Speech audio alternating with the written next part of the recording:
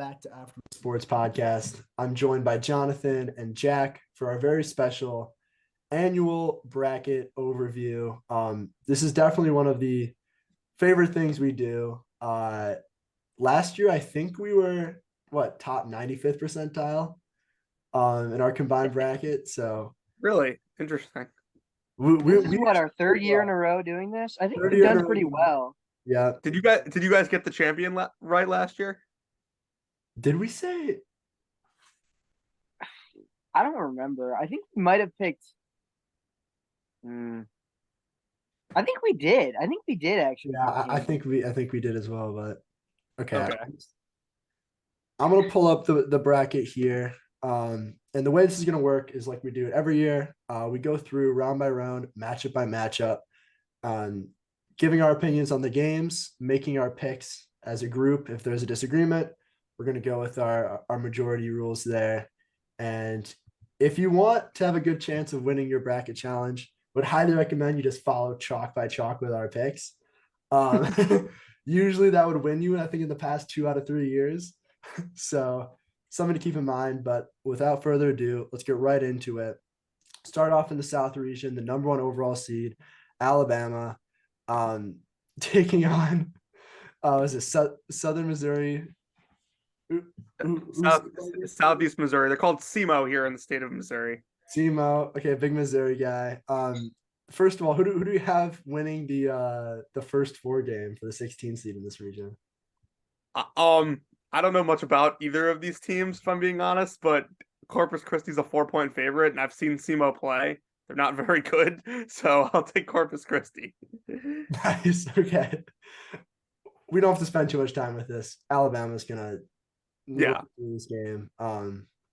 And we'll talk a little bit more about some of these higher seeds once we get further into like round of 32, Sweet 16 matchups. But let's get to the 8-9 matchup in this side. Maryland's the 8 seed going up against West Virginia. I think this could be definitely a really interesting game. Both these teams have gone through interesting stretches where I think recently West Virginia hasn't looked as good. And obviously Maryland has a solid record or a really good record at home and just has struggled on the road. Let's start off with Jack here. Who do you think wins this matchup and kind of why?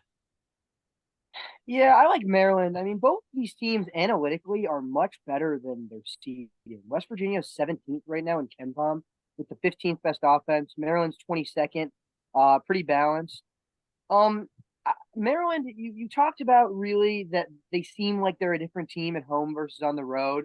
I've seen this team play really well and play not so well. UCLA beat them by 26 while they were at home. Obviously, UCLA is a 2 seed. We'll talk about them later. West Virginia also has had some great games. Definitely a good squad, well coached. But I think Maryland's just been a little bit more tested, in those tests have performed better. Yeah, I'm gonna agree here with Jack. I think with Maryland, I know kind of what I'm going to get. They have a dependable guard in Jameer Young, and I do think West Virginia's metrics are a little inflated. They have a couple like 25, 30-point wins against good competition that will typically favor you in KenPom. They beat Pitt back in November by like 81-56, something like that on the road. So yeah, I'm gonna go Maryland here. Plus, I think Maryland's got a little bit of a coaching advantage as well. Yeah, I mean, I also really like Maryland. Honestly, I was a little bit surprised to see West Virginia as a 9 seed. I thought they would be a little bit closer to 11 or the 10 line because I really thought their end of the season wasn't very strong at all. But we agree there, unanimous decision, Maryland moving on. Interesting 5-12 matchup. We have Charleston as a 12 seed going up against San Diego State. Jonathan, I know you've been big on San Diego State this entire year. Give us the rundown, and are you sticking with them to move on in this match? Yeah, San Diego State was my 11th ranked team in the preseason. I was really high on them. They didn't get quite to that point, but pretty close to a top 15, 17 team most of the year, in my opinion. I just think Charleston's going to have a lot of time getting off good shots. San Diego State's pretty long, athletic. They guard the 3 well, And I think this is honestly giving me a lot of Providence, South Dakota State vibes from last year, where Charleston's the fun mid-major, they're trendy, but in reality, they haven't seen a team with kind of the length and athleticism of San Diego State all year. Yeah, I've seen this picked as an upset as well, and don't really understand it. I mean, Charleston, 31-3, they've won maybe their last 12 games, but when you look at their losses, Hofstra, Drexel, and UNC, I guess they have a couple good wins. Kent State, Virginia Tech, but San Diego State. I mean, the Mountain West is a good conference. There are what 3, 4 teams in the field this year. Boise. I mean, San Diego State's coming off Mountain West championship, beat Utah State, which is a squad I really like. And I echo everything Jonathan said. I think San Diego State's just a more talented squad. Yeah, I mean, I think San Diego State's a really solid ball club. Again, kind of when I'm looking at some of these smaller schools and their ability to kind of match up against the size and athleticism of a bigger school, like I'm going to look at what are they doing offensively and can they defend? I feel like a lot of times you have these smaller schools and they can't get a stop when you need to get a stop. And right now, Charleston is 68th in defensive efficiency, which isn't terrible. But to me, that doesn't stand up enough to overtake the size and athleticism advantage that San Diego State will go into this matchup with. So San Diego State moving along. Virginia Furman. Furman as the 13 seed as the auto bid there. Virginia coming off of a loss in the ACC tournament to Duke. Interesting matchup here. Honestly, Virginia started off the season really well. Was expecting to see him. Maybe he's even a 1 or a 2 seed. Started losing a little bit more games, but this should be interesting again, just because whenever Virginia plays in a tournament with their style of play, their defense, limiting possessions, you kind of decrease the margin of error. But I really think Virginia's coming into this tournament underrated, should I say? And I think they are poised for a solid run in this tournament. They have shooting. They're going to defend, of course. The question is, will they get the consistent kind of guard play and that offensive production, more specifically from Kihei Clark, to win a tough battle at the end of the game? I like Virginia here too. I mean, I've seen people pick Furman. I think Virginia style play is really hard to go against if it's not something you've seen. They play slow, they learn possession, they play really strong defense. Furman, they've lost one game in the last 2 months. Like they've had a great season. Virginia, if you look at some of these wins, they beat Baylor, they beat Illinois, they beat Michigan on the road, they played Houston close. More recently, they beat Duke. They made the finals of the ACC tournament. This is not a team I want to play in this tournament. Just with their experience, their guard play, it's gonna be a pretty uphill battle for 13 seeded Paladins. Yeah, Furman's got some legit high major players, and one of them being Jalen Slauson, and he's kind of the guy that can break down the pack line defense in this game. But I think unlike in 2021 when they got upset, Virginia's way more athletic this year, and I don't really trust Furman's depth all that much. Like I think if Virginia can make this game the way they want it to be, they'll win even if it's close. Yeah, I think Virginia is going to win this game.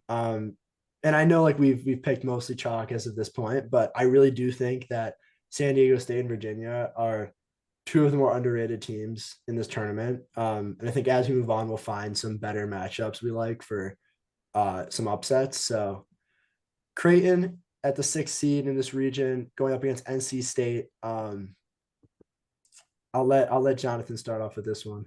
Yeah, I've been a fan of Creighton pretty much the entire year. Never really backed down on them. They had Kalkbrenner was injured and they went on a huge losing streak to end non-conference play. They've kind of faltered down the stretch, but I think they're still really well coached. They have one of the best starting fives in the country. And I think NC State is just really wild and inconsistent at times. Like you never really know what you're going to get out of them. They do have two good guards in Joyner and Terquavion Smith, but I think Creighton's the much more dependable team here. The Big East is hard this year. I mean, these teams have really beat each other up. They're I've watched quite a few of those games, and it's really hard to know what any of those teams are going to do on any given night. I do trust Creighton's consistency better than NC State. As Jonathan mentioned, I mean, I think the ACC this year is just a little weaker. I mean, I think it's pretty good at the top. Like I think Miami and Duke, the teams we'll be talking about. NC State kind of seems like they snuck in here. There were some other bubble teams like Rutgers who maybe wouldn't have been as happy as some of these matchups. But I like Creighton here too. We'll see how these next couple rounds fare for some of these Big East teams, but that's my pick. Yeah, I mean, I honestly think that NC State can make this a really tough game just with the length they have at the wing position, to kind of muck it up a little bit. I agree with you that I do think that Creighton has a really talented roster. I just think this is one of those games where, I mean, Terquavion Smith is a great player, and I think we haven't seen him kind of perform as a lot of people have expected him to perform going into the season. Was a highly touted NFL draft prospect last year, decided to come back for school. Everyone thought he was going to take a big step, and you could see it in certain games, and certain games you don't. I do think that this is a game where he's going to show up, and they also have Casey Marcel, great defensive player. I like NC State in this one, but I do understand the Creighton pick from that perspective as well. Let's move on. We got Baylor against UC Santa Barbara. UC Santa Barbara has been in the field, I think, for the last 2 years now. I think Cal State Fullerton won the Big West last year because they played Duke in the first round, but UCSB won it the year before. Yeah. So two of the last three. Yeah, and I know they're always a trendy pick. Yeah. Solid team, solid shooting. Baylor, like you'll never catch me basically getting a Baylor upset in the first round, just with what Scott Drew has built there. This is a really good team. They take a lot of 2-point jump shots, or like off the dribble shots, which is a little bit different than I think what we're used to seeing from Baylor, but they have playmakers. You're going to get defense, which I really value come tournament time. I think Baylor runs away with this one, and I would be very surprised to see this as the 14-3 upset. Yeah. Yeah, this is one of. Sorry. Go ahead, Jack. Yeah, this is one of the best teams in the best conference in the country. Baylor's trio of guards, Flagler, Cryer, and Keontae George, probably the best in the entire country. I don't know. Scott Drew, they've been to the tournament, they've been deep in the tournament. A disappointing result in the Big 12 tournament, getting bounced by Iowa State. They've actually dropped 2 straight to Iowa State, but I mean, they've played a lot of great teams close on the road. They've got some big wins recently. TCU on the road. They played Texas on the road close. They beat Kansas. We've seen what this team can do. We've seen what this team can do in March. And UCSB, great for them getting there. I watched that championship game. Very exciting. People of Santa Barbara, but don't think it's going to be as much fun for them playing Scott Drew and the players. Jonathan, thoughts? Yeah, just real quick. UCSB is a really good two-point shooting team. AJ Mitchell, 6'5" guard, tremendous at getting downhill and getting to the rim. I'm not sure how Baylor's going to stop him, but I trust their shooting enough to win this game. Yeah. It might be really high scoring, but I think Baylor will hit enough threes. Yeah, Baylor's guard play is just very consistent. What you're going to get every game. And the ability to kind of rotate those 3 guys and create those matchups is really hard to game plan against if you haven't scouted them in your league.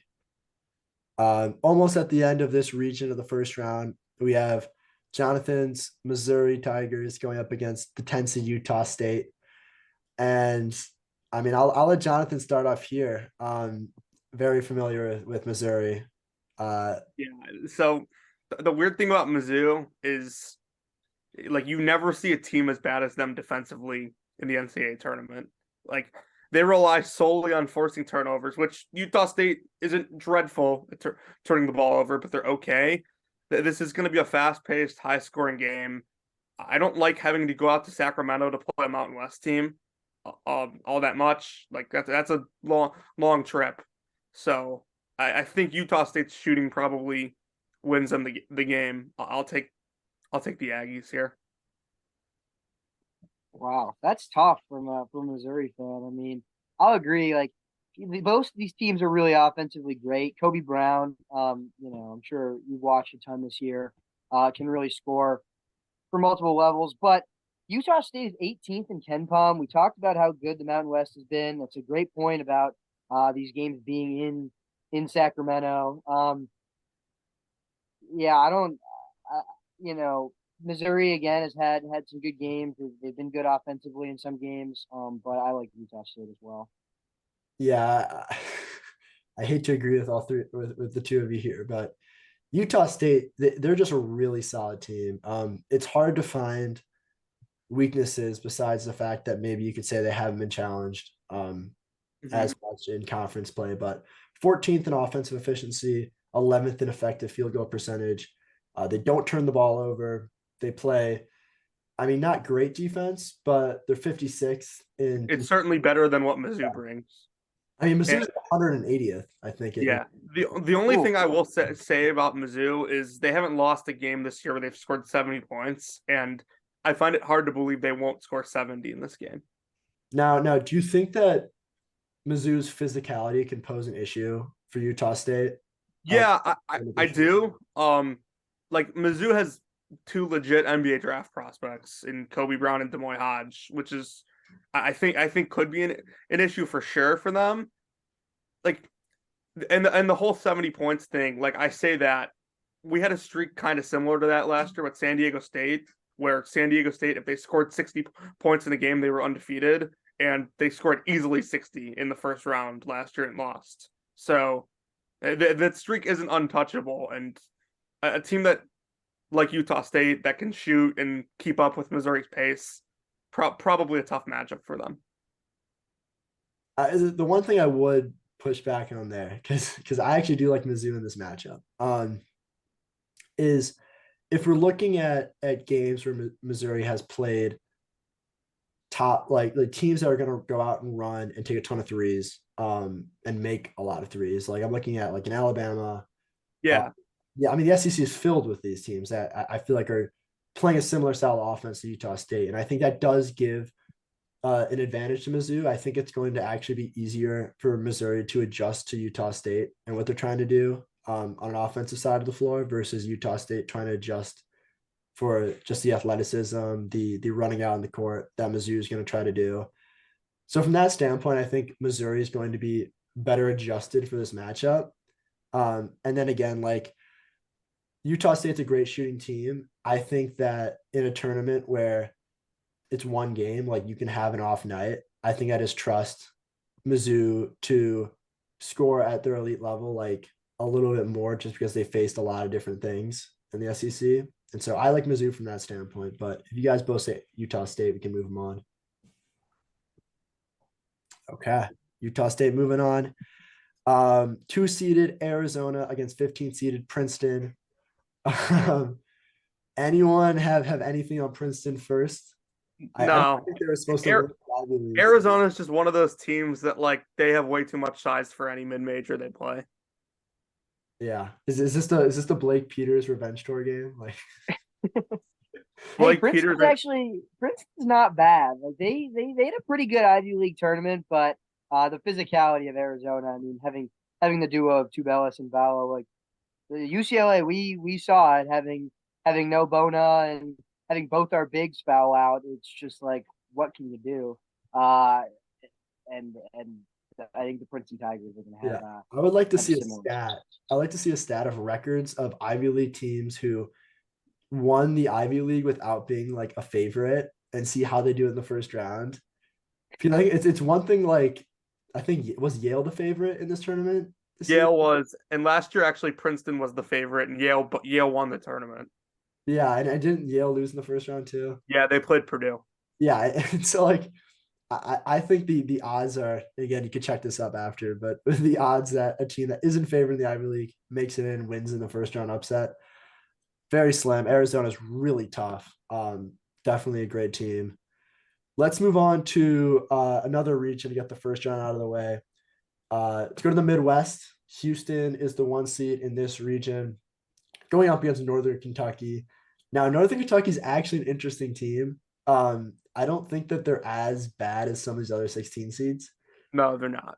but Houston, I mean, talking about physicality in the tournament and in a game when you need stops, I don't trust any team more than I trust Houston to actually get them. Mhm. I think the big question is Marcus Sasser's health. We're hoping he's going to be back. He missed the game against Memphis in their conference championship, and they lost to Memphis. But Houston, it's another big freshman, big. Walker is really good. Sasser's been great defensively. They've been awesome. We've seen the same style of basketball that we've come to know from Kelvin Sampson.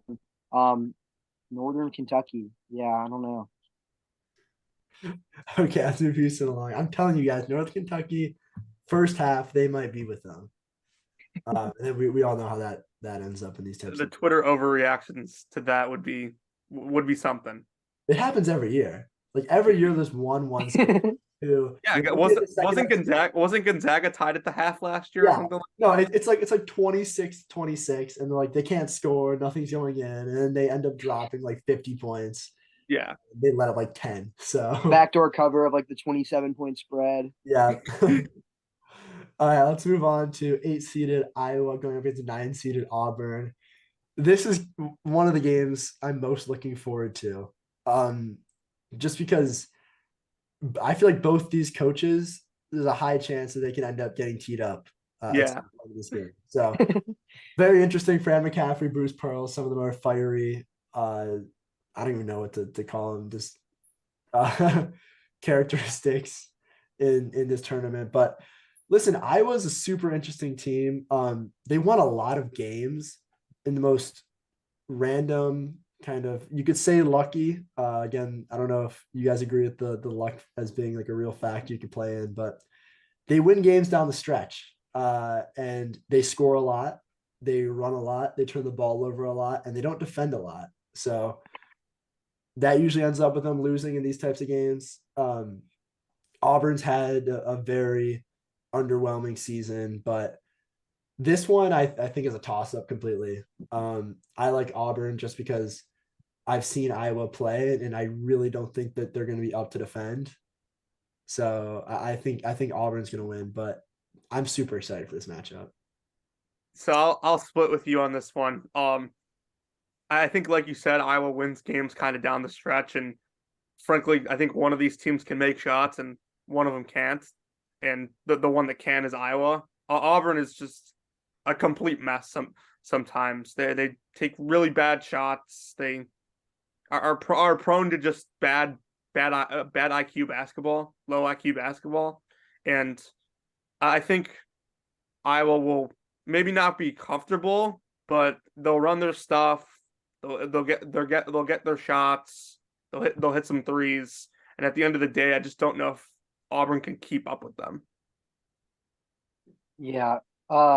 Iowa's dismal defensively, but I am also going to choose them to win. They're third in offensive efficiency right now. They're averaging 80 points a game. I don't think they really need to defend against Auburn. I think they're going to score enough that it's just not going to matter.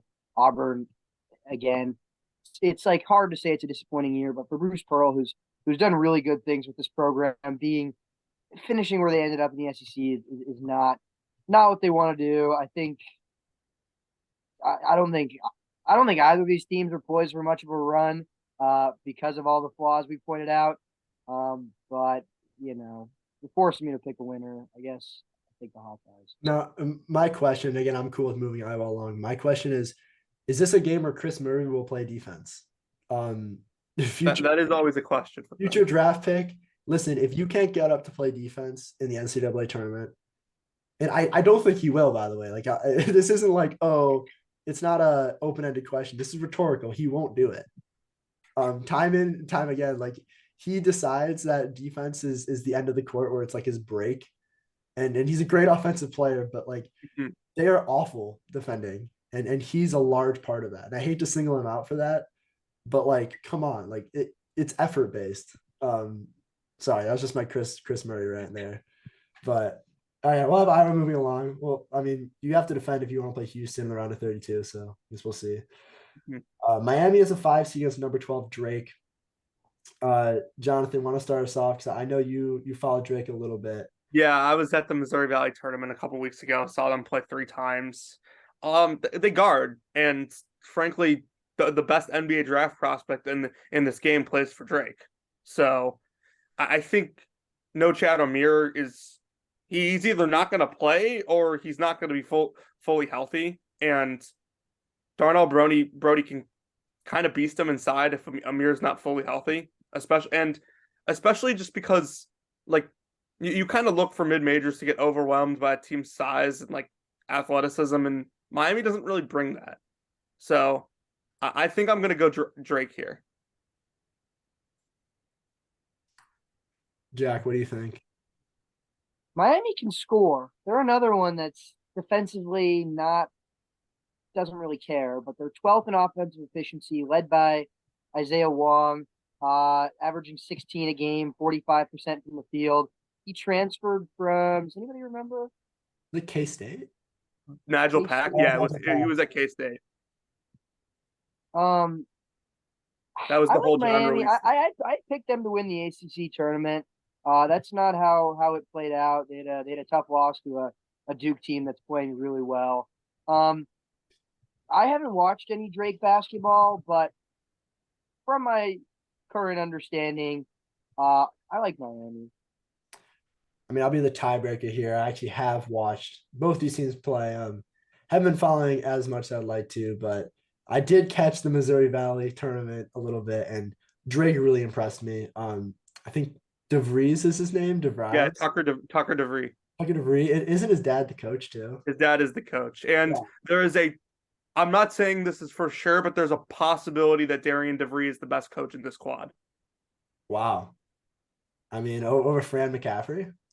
No, not the quad, not the region. Just the quad of 4 teams. Yeah. Oh yeah, for sure. I like Drake, kind of with the reasons that Jonathan laid out. I do think that this is a mid-major that if you're looking for a 12 seed who can make a run, they have the pieces. I believe that they're an older team. They have guard play. Obviously, they're well coached. They can defend. And I'm gonna be honest, Miami hasn't impressed me too much this entire year. And so I easily see this as one where Drake wins. And I wouldn't be surprised if come game time, Miami's only like a 2-point favorite or 1.5 point favorite. So I think it's already like 3, right? Yeah. So I mean, I like Drake. We're gonna move him on. Indiana University, going up against Kent State. And I wish we had Yas on this one because he would definitely have an earful for us. But what can I say? Indiana is in it. They're a 4 seed. To me, that's absurd. But they had a great season. They have a solid team. Trace Jackson Davis has gotten better as the year goes on. Jalen Hood-Schifino is incredible. Was honestly really, really impressed every time I watched him play. My question with Indiana, though, is they're a solid defensive team, but if you match up against a team that can limit Trace Jackson Davis and kind of force Jalen Hood-Schifino to do most of the offensive production, which he can do, the problem is I don't know if there's anyone else who you're really afraid of in a tournament setting. Like, who's going to come out there and knock down shots when it's gut check time in the second half? And Kent State, frankly, has a guy that can guard Jalen Hood-Schifino in Malik Jacobs. Yes. So one of the more underrated defenders in the country. He's just like like last year when Iowa played Richmond and Nathan Kao was kind of shutting down Keegan Murray for a lot of that game. Like that's what Malik Jacobs could do to Jalen Hood-Schifino in this game. And again, just because I haven't done my pick yet, but I just worry that I'm not saying Indiana doesn't have great players. I just think there are too many players that aren't good enough. Which is an interesting way of looking at like Trey Galloway, solid player. Like, do you want him shooting the ball in the tournament? If you're Kent State, yes. Tamar Bates, young player. Is he a solid player? Yes. But do you want him shooting the ball in the tournament? Yes. And you go down the list and you find 3 or 4 guys who, if you're Kent State, you want him to shoot the ball because that's an empty possession. And I don't think IU's going to be good enough defensively. I think Kent State's another really solid sleeper team. They've looked really solid all year. Again, defensively, they can match up with some of the size disadvantages. So yeah, my pick's at Kent State here. Call me an Indiana hater, but this is my favorite upset of the entire first round. Let's go. A sweep on the upset. Kent State they can defend. I mean, Dylan talked enough about Indiana's shortcomings, but Kent State, they've won 6 straight. They just coming off a great, 15-point win against Toledo, who's another good team. And how about this? The non-conference slate, 2 road games. They held Houston. They lost, but they held Houston to 49 points on the road. That's a 1 seed. They held Gonzaga. I mean, they played Gonzaga only 7 points on the road as well.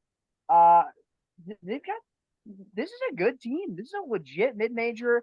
The spread on this game is only 3 or 4. I think rightfully so. Indiana, it's just a question mark on their scoring, and I think Penn State has proven their defense is good enough that I like them moving on.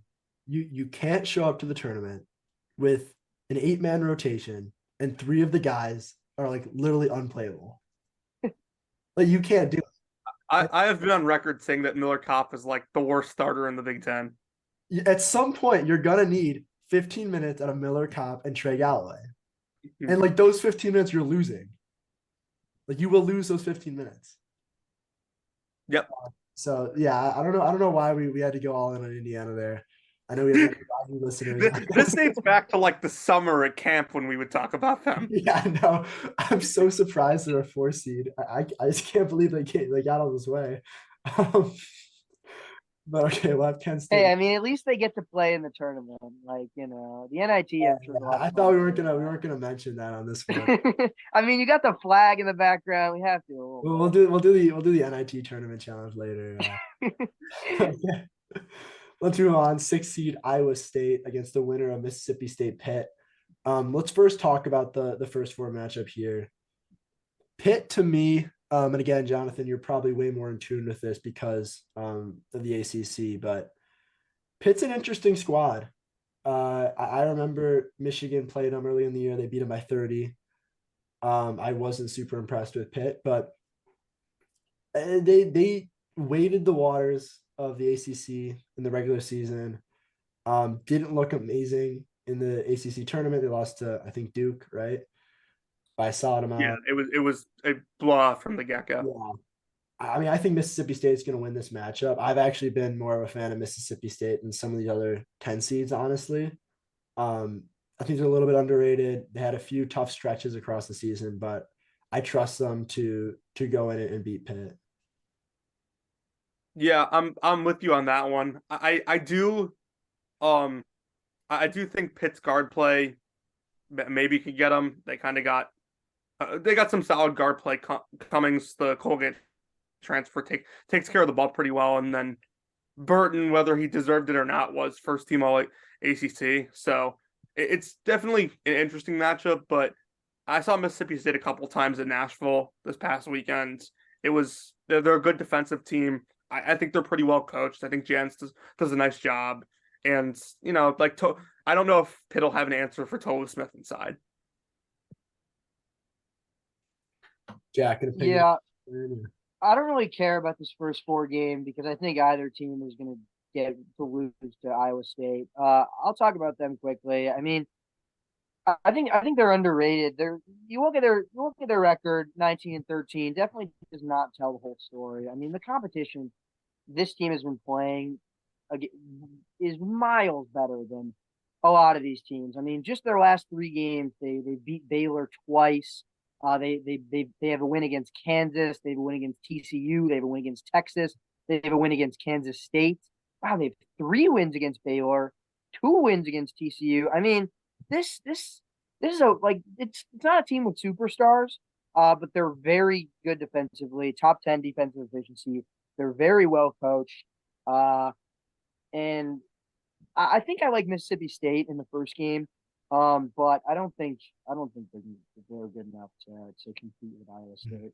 So we have one pick Iowa State there. I'm gonna agree with you. Mississippi State, the one thing that they're really great at is obviously defense. But I think that Iowa State's gonna match that intensity. And ultimately, when you look at it, is Iowa State might be underseeded as a 6th seed. Uh, and they also, again, you mentioned like they can hit above their weight, and I think they're going to be locked in. They're very well coached. They play with a lot of energy. I think they're a team that might look better in a tournament setting than in a season-long setting. Yeah, I obviously we just moved Iowa State on. I will say I'm picking whoever wins the playing game. Here I think Miss State is probably the better team than Pitt, but I do have a rule that if I think that one of the playing teams is gonna win the 6-11 game, I take the other one if the other one wins the playing game, and it's more just because usually I think when you take a playing team to win their first round game, it's more because of who they're playing versus who they are as a team. Yeah, I know that definitely makes sense, but a little disagreement there. We'll move on with Iowa State. Number 3, Xavier against Kennesaw State. This is the part where we ask if anyone has anything on Kennesaw State. Fun season. Their coach should be in National Coach of the Year conversations with the rebuild he's done there, but they're just Xavier. You won't be able to get stops against them. Yeah, I really like Xavier. We'll talk about this maybe a little bit more in the next few rounds, but this is a team that has gone so under the radar, in my opinion. Um, and they come in as a 3 seed, and I still am not seeing them being talked about. Very good offensively. Defense is more of a struggle, but it's not to the point where you can't trust them. They aren't a Mizzou. Uh, they aren't like some of these other high seeds that are gonna score at an elite level. They shoot really well from three, almost 40% 3-point percentage, and we know how that translates to tournament time. And then again, they have a lot of guys who can score. And I think that's one of the underrated aspects of going into these types of matchups is in a tournament setting, there are going to be like you need to win all these games in a row. And there are going to be games where someone's on and someone's not. But the fact that there are 3 or 4 guys that Xavier can go to create their own shot, to play make, and to put up volume scoring stats, like to me, that's very impressive and makes them one of the most dangerous teams in the tournament, in my opinion. Um, Obviously, I'm going to take Xavier too because Kennesaw State, uh, they're number 2 in the luck rating, in the KenPom rankings, meaning it seems like their record and the fact that they even made the tournament at all is a little precarious. I don't think this team is all that particularly good. I'm pretty low on Xavier too, just because I feel like they do get it done against these teams lower than their level, but I don't know if they really rise when to the competition when they're playing. Like I don't think their offense, obviously their offense is going to look as good when they're playing elite defensive teams. But we've seen it like when they play Marquette and some of these other quality Big East programs. We'll talk about it when they get to Iowa State, but I mean, I don't know if I have the glowing praises. What? They beat Creighton by 22, like literally just a few days ago on a neutral site. I know. Yeah, I get it that there's problems, but like I don't know how you can question the offense production and then say Creighton's this world beater team and they play in the same conference. Well, I wasn't like. All right, we'll get to that later. On Creighton either. I just didn't really think NC State. Whatever. We'll talk. Okay. Marquette is the only Big East team that is legit, in my opinion. Maybe Wow, that UConn, but like, I feel like that's a hot take. We'll get there when we get there. Texas A&M is a 7 seed against Penn State as a 10 seed, and you hate to see it if you're Texas A&M because um, Penn State, in my opinion, is one of those teams that you try to convince yourself if you're a Texas A&M fan that you kind of cherry pick their shortcomings, and they do have shortcomings, and they do have really bad losses, but they also they can beat anyone. They really can, and I mean Penn State has a few guys who are. It just seems like whenever they take the more wild shot, it actually has a higher chance of going in. They got scores across the court. They have shooting. Micah Shrewsbury is one of the best coaches in college basketball right now.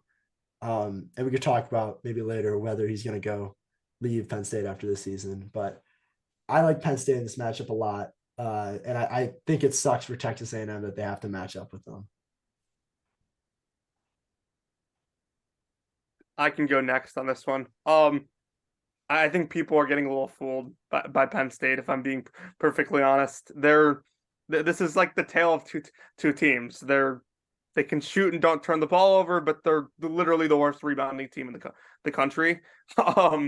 Texas A&M actually is very good on the glass. They got two guys inside, and Coleman and Marble, that rebound the ball pretty well. A&M matches their Penn State's veteran guards, and like frankly, I think Texas A&M's bad loss to Bama because like they got blown out. I think maybe blinding some people. This has just straight up been like a top 10, top 5 team since the start of January. Like I literally just think they're better than most of the teams they're going to play. yeah, I'm surely with Jonathan here. I mean, Penn State, I agree. It's like not the my favorite 10 draw Mhm. could have gotten, but A&M has looked really good recently. They've won 10 of the last 12. Uh, one of those losses being the Bama championship game you just mentioned, but they also beat Bama like last week. Like they rebounding will definitely be a big factor in this game. You never know with Penn State. They've had some big wins. They've had some tough losses. But just given how these two teams are playing right now, I think the Aggies are definitely the safe bet. I mean, my thing for the rebounding rate is you don't need to worry about the rebounding if Jalen Pickett and Seth Lundy are going to be hitting every shot. With But the way Texas A&M gets after you, I have my doubts about that. this is a Jalen Pickett legacy game. This is gonna be Penn State heritage here. Okay. But I'll defer to you guys. Move on, Texas A&M. Bro's team is in the tournament vicariously through Penn State. It is, and I'm going to support Penn State throughout this process. I've chosen them as my Big Ten representative in this tournament. I'm very passionate about this team, but Ohio State played themselves out of the tournament too. I mean, I think well, I mean, Ohio State was never going to get in the tournament. No, I mean, are they in the CBI? I don't even think so. they're not. Okay, move on. 2-seeded Texas going up against Colgate. I've heard some stuff about Colgate. Uh, I don't think this is a super weak 15 seed, but I mean, No, it, Colgate's the same team every year in the tournament. It feels like because like they dominate the Patriot League and they have for a couple years now, but they're really reliant on threes. They shoot the three very well. So what happens is they start the game, they hit some threes, they're in it, and then the other team makes an adjustment and starts running them off the line. And Colgate can't do anything. yeah, no, I've got Texas, and I really am excited to watch this Texas team in the tournament. Because I mean when you talk about just pure talent, I mean they're as talented as any other team. Two or I mean maybe not some of the 1 seeds, but in terms of the 2 line, 3 line, 4 line, I mean they have that talent, and we'll see. Like, is Marcus Carr gonna show up? And then will they be able to kind of continue their offensive juggernaut that they've been? Because the defense will always be there. The question is like, will they be able to shoot around with Colgate? And I guess if you sweat a little bit in the second half, I think they pull away though. I don't think it's gonna be close. the last thing I'll add about Texas is that they're playing their best basketball at the right Yeah. time. 2 wins against Kansas and TCU in the last week. They won the Big 12 tournament, the best conference, the hardest conference in the entire country this year. So Nice. We'll move them along. Let's go on to the east side of the bracket with the 1 seed Purdue. Let's move them along. They're going to beat, what is this? Texas Southern and Fairleigh Dickinson. Fairleigh Dickinson. This is, and I will say this is the worst game in NCAA tournament history. Yeah. These teams are like Texas 287 and like 312 in KenPom or something like that. Yeah, we'll move on there.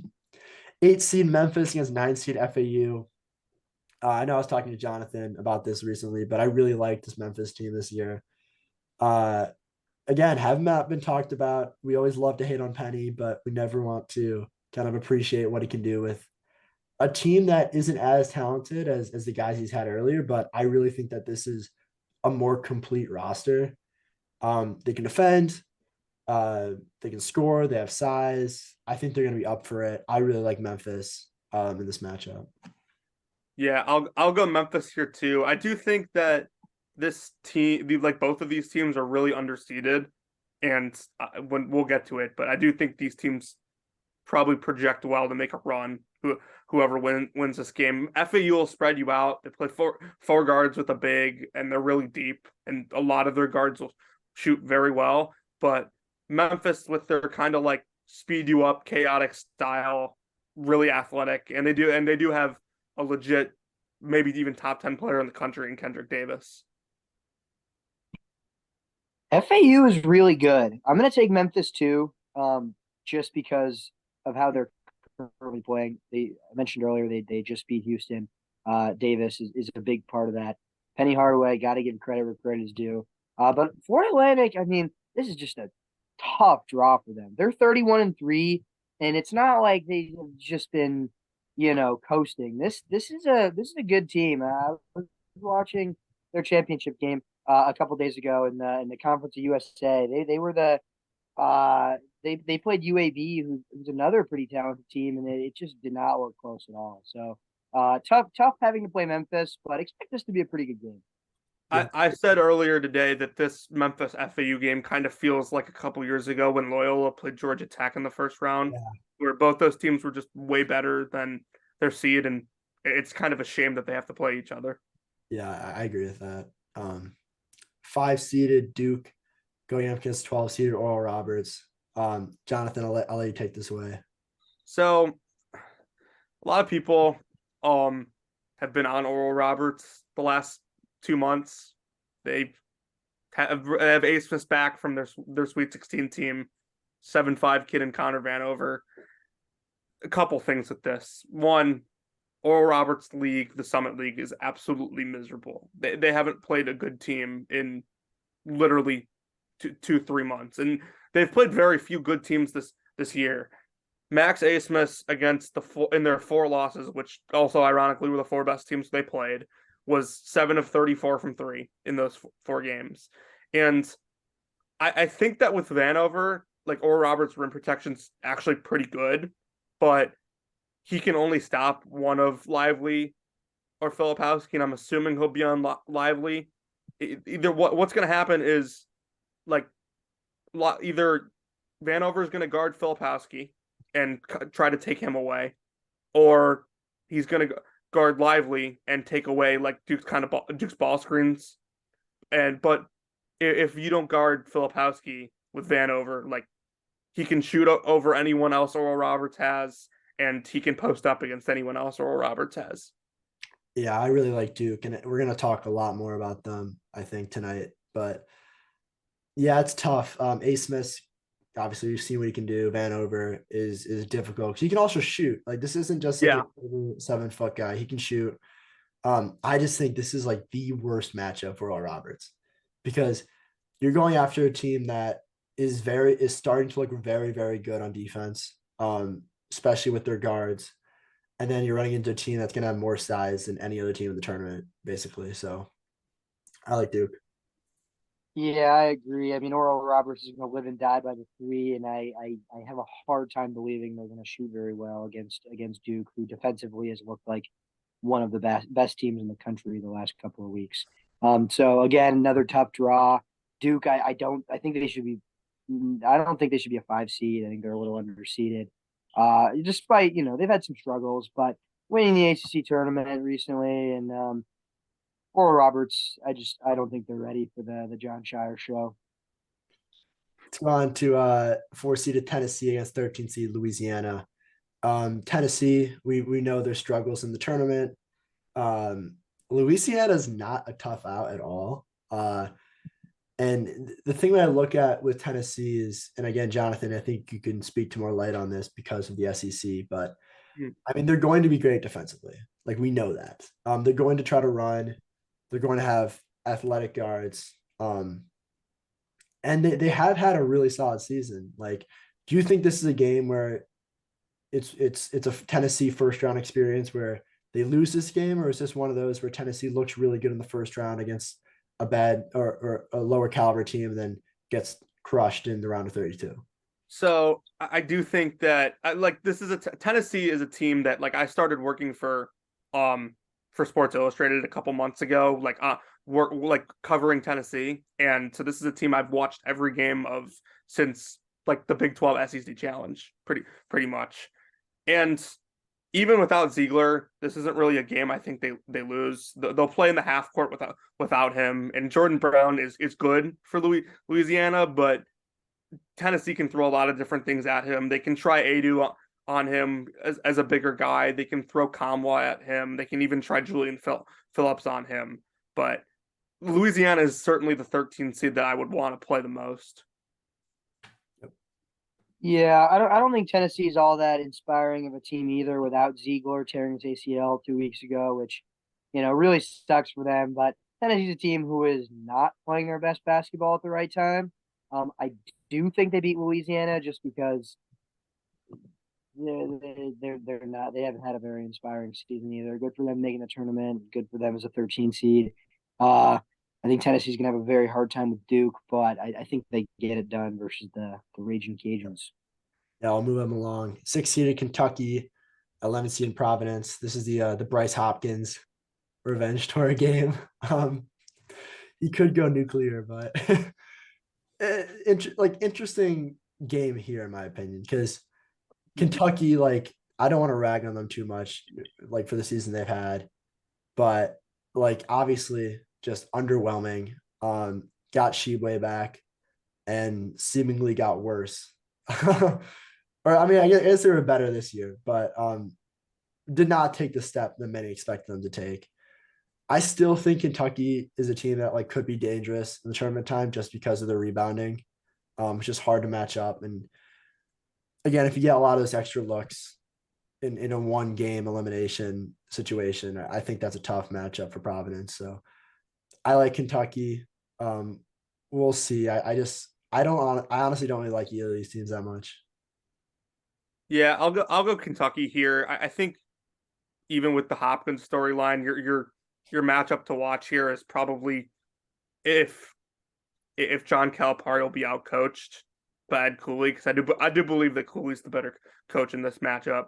But I also think that Cooley could outcoach him, and Kentucky might just be way better, and it might not matter. Yeah, I don't know if they're gonna have an answer for Sheboy and the rebounding. Providence has lost 4 of the last 5. Kentucky, as we say, had an underwhelming season, given that they're Kentucky. But I think most teams are pretty ecstatic to have the season that Kentucky's had in the SEC, even despite how with John Calipari's expectations, maybe not the best, but I think they still beat Providence. And who knows? Move on. 3 seeded Kansas State, 14 seeded Montana State. Um, anyone follow Montana State closely? So I was actually yesterday. I was told to watch them, by a friend, and the thing about them is their guards are super big. Like this is not a team that is small for a mid major. Like Raekwon Battle is 6'5". The Darius Brown 6'2". So they could potentially bother Noel a little. It's not enough for me to pick Montana State, but I do think that could be a problem. The Big Sky is tough. And I think we've seen it. Like there have been some really solid teams that come out of the Big Sky and play in this tournament, and they're always a 14 seed. Yeah, every year. And they're always overlooked. And I think they're always way better than we expect. And every year we're like, oh, the next team out of the Big Sky, like I got to keep an eye on them.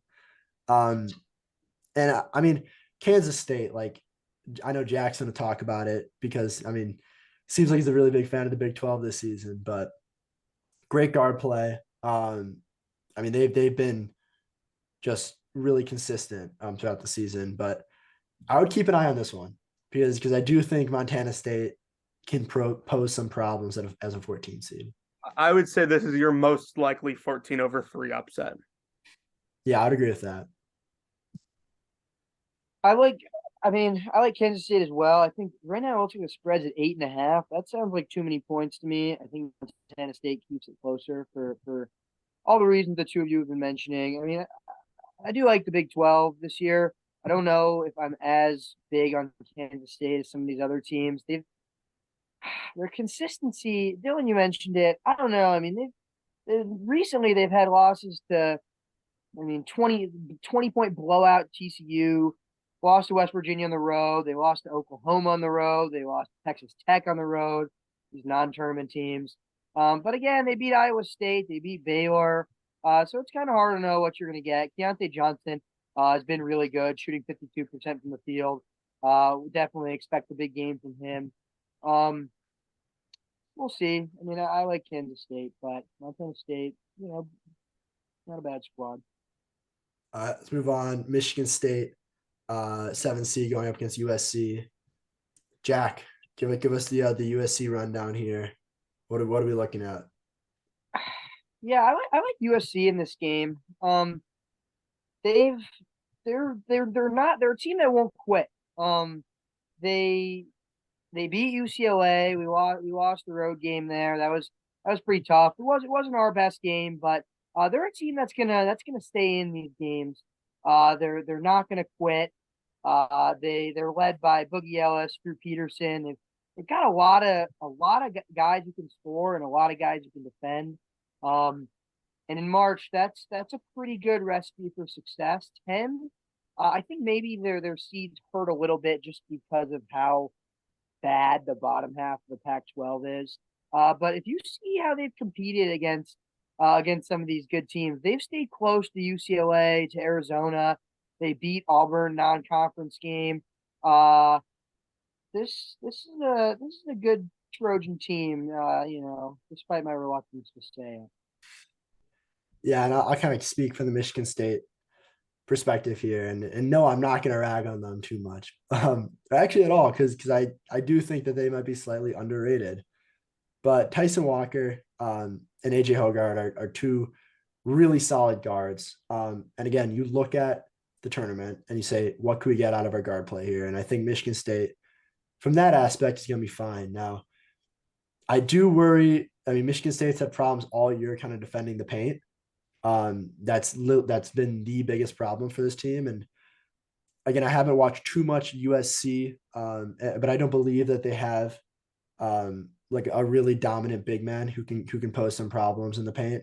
So from that perspective, I think I like Michigan State, but I'm very excited for this matchup. I think this one's gonna be pretty even. Yeah, I'm with you on this one, Dylan. Guard play and shooting for me favors Michigan State. This kind of feels like a little of what USC had to go up against in the first round last year when they played Miami. No really true like good post defender in that game, but Miami's guards were just too good and overwhelmed USC. And I will say that Andy Enfield for me is a Evan Mobley merchant until he proves otherwise. No, stop. He's not... he will be in my top 50 coaches in the offseason, but he is a Evan Mobley merchant until he proves that he's not. He's had good USC teams. Like, No, I think they've been real solid. I liked them last year. I like them this year. I just think this is a tough matchup for them. okay, well, we'll move Michigan State along. 2 seeded Marquette against 15 seeded Vermont. Marquette, we've talked about a little bit before, but Vermont, I mean, they are not like, again, if you're thinking about what could possibly happen, like I don't think the spread is going to be 15 points. Like maybe looking at 10 and a half here. Yeah, Vermont's a team that's pretty routinely in the tournament. They're well coached. They've had some good players go through the program too. I think back to Anthony Lamb, who I think has started a pretty solid professional career. I forget where he is, Yeah, he but might be in China, but um, but yeah, like it's very possible. But I think this Vermont team, I would be surprised if this was the Vermont team that won a tournament game. they have this ambidextrous player who like shoots jump shots lefty, but like anything like any like turnaround or like layup or like hook shots with his right hand. Um, I saw that on Twitter. I thought it was really interesting. But yeah, Vermont, they're probably gonna lose this by like solid margin. So Marquette's very good. We'll talk little bit more about them later. And I just looked it up for anyone who wants to know. But Jeremy Lamb signed a 2-way contract to the Rockets recently, so he is indeed still playing in the United States. Excellent. Is there a better coach of the year candidate right now than Shaka Smart? Maybe Jerome Tang. At Kansas State. I mean, but Maybe, Shaka's been different. I'm blanking on his name right now, but the guy kind of saw too. They were literally the worst Division I program just 2 or 3 years ago. So But Jack, you're a big Shaka guy. I mean, what he's done this year has been nothing short of incredible. I mean, 28-6 and winning the Big East tournament.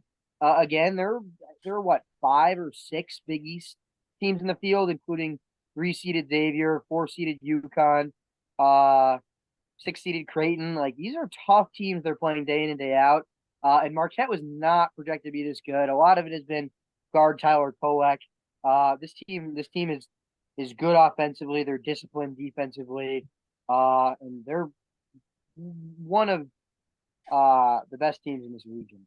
Yeah, I think they're going to be pretty tough. We'll move them along. Last region, the West, we got Kansas as the 1 seed against Howard. Kansas will win that. 8-seeded Arkansas going up against 9-seeded Illinois. Intriguing matchup for me. And I'll get Jonathan's opinion from Arkansas here, but watching a lot of Illinois games, really worried about this team in the tournament because I don't think that they have consistent scoring at all. They win a lot of games just with grit and hustle. And while it's a great trait to have, like you aren't gonna beat Arkansas with grit and hustle. Like you need to shoot the ball well. yeah, Shoot the ball. Arkansas's pretty talented too. They've put it together in spurts, not and for games, but not as a whole this year. Which is probably why they're an 8 seed and they haven't quite lived up to their expectations. That and injuries. But like to put it bluntly, Illinois is a complete train wreck. Like They're not good. like I feel like their season's over already. Like I hate saying that because like they're what a 2-point underdog against this Arkansas team, but their season has been a complete roller coaster. And frankly, like when they beat UCLA after that insane T. Shannon performance in Vegas, that was as good as it gets. They can't shoot like at all. No, and I don't. Arkansas can't really either, but Arkansas defends better. They play more aggressive. They have legit pros. So like Illinois is legitimately like hard to watch. Like I really don't want to go in too hard with them here, but like they are very like especially in the last few months, they have been like laboring to turn on an Illinois game and try to watch them play. So this game could be like maybe the worst first round matchup we've seen, besides all the blowouts. Like both this could be like a mucked up game, the defensive battle. Like say all you want about the grit, but like they're, I mean, what 40 to like 55 in this game maybe. this is really not a fun one to have to pick because on one hand, Arkansas had, I believe, maybe the number 2 or 3 best recruiting class this year, led by freshman Nick Smith, Anthony Black. They've been good at times. Illinois, as you've said, have had their share of struggles at the 3-point line, but we a couple of these transfers, Terrence Shannon Jr., Mayer from Baylor, these guys have played in the tournament before. They've played on great teams in the tournament before. They're playing against a bunch of freshmen. They're coached by Brad Underwood. I don't think it's crazy to say they can have a good night shooting just once. That's all they need. I think And it's do I crazy. think they're going to beat Kansas? Absolutely not. I think Jalen Wilson would be an absolute nightmare for, to be honest, either of these teams. Um, but I mean, we're already moving Arkansas on. I probably like Illinois, but maybe I'm crazy and haven't watched Fair them enough. play in the Fair last enough. couple weeks. So Let's move on to the next matchup here. 5-seeded St. Mary's against 12-seed VCU. VCU has 2 Michigan transfers, Zeb Jackson and the infamous Brandon Johns, a fan favorite here in Ann Arbor. But There are Michigan people that I talked to on Twitter that still think that think Brandon Johns would be starting at Michigan right now if Beeline was still the coach. I think Brandon Johns is at the level he needs to be at to succeed. I'll leave it at that because again, we do like Brandon, but he fits what VCU is trying to do from a caliber. I mean, I guess they're in the field and we're not. So Yeah, and this is just this is a game like St. Mary's is a team I like, but VCU is a team that they press, they try to speed you up, and St. Mary's having a freshman point guard against that kind of scares me. This is going to be a complete defensive slugfest. For like first one to 50 might win this one, but I'll go with VCU here in the upset. yeah, I mean these teams are both great defensive teams. Um, I'm gonna go with St. Mary's just because I think they're a little bit more battle tested. They played Gonzaga like 4 times maybe. They played Houston pretty close. Uh, they have some quality wins. I think their guard play is it's young, but it's been pretty good. They've got some guys who can score at multiple levels. I like St. Mary's here. I guess I'll break the tie. I think VCU. They just do a lot of confusing things. I think they're going to be fairly solid. I mean, they have guys who can score, but at the same time, they will press, maybe fluster St. Mary's a little bit. And again, this is played on I believe, where is this regional at? Is this in the West? This one's in Albany, so St. Mary's is going cross country here. Yeah, and again, we've seen how that can affect some teams here. So I believe I believe this is the last game of the day in Albany. Sorry, actually, I'm way wrong here. This is, I think, the first game of the day. Actually, wow. So first game of the day on the East Coast. I'm gonna double check that real quick because this is Friday. Yeah. Yeah, so I'm gonna move. Yeah, it's a 2 Eastern tip. Wow. Yeah, so I'm gonna move VCU along. I think this is gonna be an even game. Should be an exciting one to watch. Four What seed state is VCU in? Virginia, the Okay. Virginia Commonwealth University. Never mind. That was bad. We'll cut that out. um, we, we got UConn. You've been to a Final Four, man. Yeah. We got UConn as a 4 seed going up against 13 seed Iona. Iona is the kind of love child for everyone here. Been picked in a lot of brackets to win this matchup. I disagree.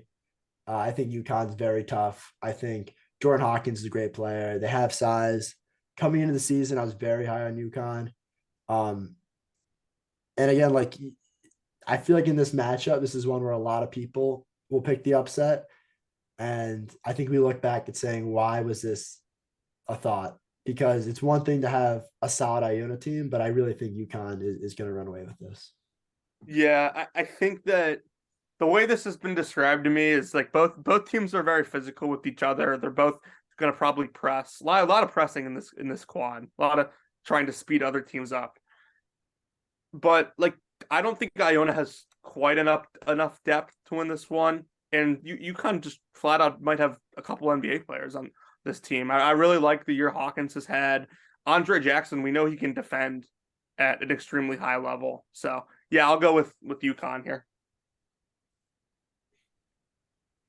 Yeah. UConn's a good team. Sanogo is one of the best big men in the country. This team's been together for a while. They're very well coached. I mean, I get the intrigue of any Rick Pitino team in March.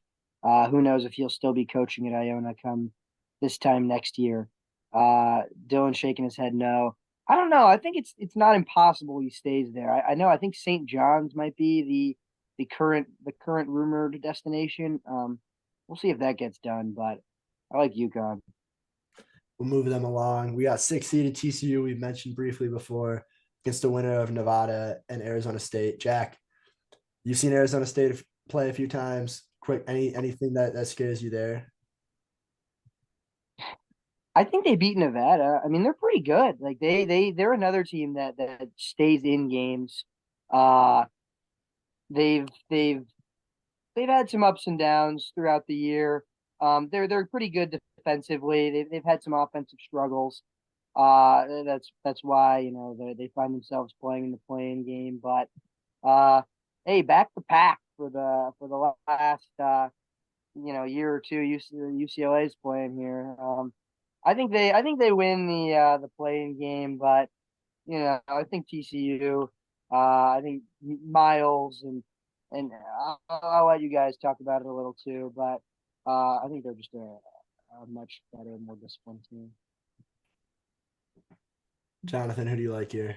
Yeah, so I think first of all, like the main thing in this one is whoever wins the playing game, it's Jamie Dixon's going to be a major coaching mismatch for either of these teams. Of course, like both of them are going to have to travel. This is a 1-day scout for either of the teams that wins this game. And when there's coaches like Bobby Hurley and Steve Alford, it's not something I'm probably going to trust. My only like real concern with this would be is if Nevada won the play-in game, they get to play in Denver, and Nevada probably has played a fair amount of games in some sort of altitude this year, being in the Mountain West. That's the only concern I would have, and it would be a concern if any Mountain West team was in this game. Hey, this is why you listen to the After Whistle show, because we're talking about the altitude that can possibly affect. That's good analysis. This is something I've kind of pointed out all year. I just like wouldn't want to play a Mountain West team in Denver.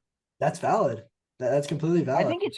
I think it's really easy to look over where these games are compared to where these schools are. If you're traveling all the way across the country, especially when you already have like 24 hours to play, to scout these teams, that's hard. That's real hard. It's a lot easier. Like UCLA getting to play in Sacramento is huge. I mean, the fact that Northwestern, whatever, is going to have to come all the way out again, like we're about to talk about that. Great season for them. Super exciting. They're in the tournament. Boise State's a lot more used to playing out west. Yep. I mean, I'll move TCU along too to not get too off track there, but 3-seeded Gonzaga, 14-seeded Grand Canyon. Wow, looking at this region just one more time, like this is a tough region, man. Like there's some really good teams in this. Yeah, they really loaded up this one, I think. Yeah. And it's not just the teams, it's like the coaches too. I think the top 8 seeds here, all you could argue all of them have top 30 coaches in college basketball right now. Yeah. And then you got teams like VCU, you have Boise State. I mean, you have Illinois. Like you have some solid programs there as well. So and Pitino if we're talking coaching. Yeah. But focusing in on just Gonzaga, and again, I'm assuming we're going to move him on. But any threat of Grand Canyon upsetting them here at all? I got a quick Grand Canyon fun fact. I think their best player is the son of former player and ESPN analyst Alfonso Ellis. I saw an interesting interview from him holding their championship trophy. Grand Canyon's been pretty good in the past. Rebounding big men is often one of their strengths, but I don't see them. I don't see them really competing with Gonzaga. Yeah, I mean, Gonzaga usually rolls through these mid majors on a pretty yearly basis. Yeah, I mean they're very used to playing these types of teams, so Hmm. that was meant to be like an Yeah, insult. no, that was definitely meant as a slight, but you're not wrong They're either. very comfortable playing horrible competition. Yeah. Okay, let's move on. Parkview Merchant. All right. Northwestern. You can say they're used to driving through these types of opponents, but we have 7 seeded That's a all right. All right. going up against 10 seeded Boise State. And I actually watched a few Boise State games down the stretch because they were one of the bubble teams I was actively rooting against for Michigan to have any chance. And I was honestly pleasantly surprised with how they play. Um, I mean, they're a lot more athletic than you think from Mountain West team. They defend. Uh, we've seen a lot of Northwestern, and Jack, I'll allow you to kind of expand a lot on that. But Chris Collins experiment, like I guess he saved his job. Great job there. Like played well in the Big Ten. I think Boise State wins this one though. I hate to say it, but Yeah, Northwestern. go for it, Jack. All right. They were number 2 in the Big Ten regular season. They've had a great year. Chris Collins saved his job and put on just an awesome performance. Boo Buie. Luke loves this guy. They got some guards that can really score. I have also watched quite a few games on, and I don't know, Smith, you caught any on that blue floor they got that's out in Boise. Pretty hard to watch, but if you can move past that, they're a good team. I'm gonna pick them too. I think Northwestern, great story. I don't think that their guards will be able to score on Boise State's defense, which I think is a lot better. Yeah, as much as I like Northwestern, I think they might have some trouble making shots, and I really don't know who for them is guarding Tyson Dagenhart. He got a 6'7" kid that can stretch the floor. Like Robbie Barron's probably the matchup there, but I'm not sure that's the guy you want guarding him. So again, Boise State out west, pretty close proximity there in NorCal. I'll go with Boise here. I thought Boise was actually a pretty solid team last year, and I made the mistake of picking them over Memphis. But this year, I kind of like the draw. They got a little better. Yep. Let's move on to UCLA as a 2 seed against UNC Asheville. Jack, I'll give you some opportunities probably in the round of 32, but I think we all agree UCLA is going to roll through this one. UNC Asheville? Exactly. Are they top 220 in KenPom? Hold on, I'm checking. I think they are, but like one of the big kind of TikTok creators. I don't know if you guys know who Ryan Hammer is. Yeah. But he's kind of been the leader of the UNC Asheville movement.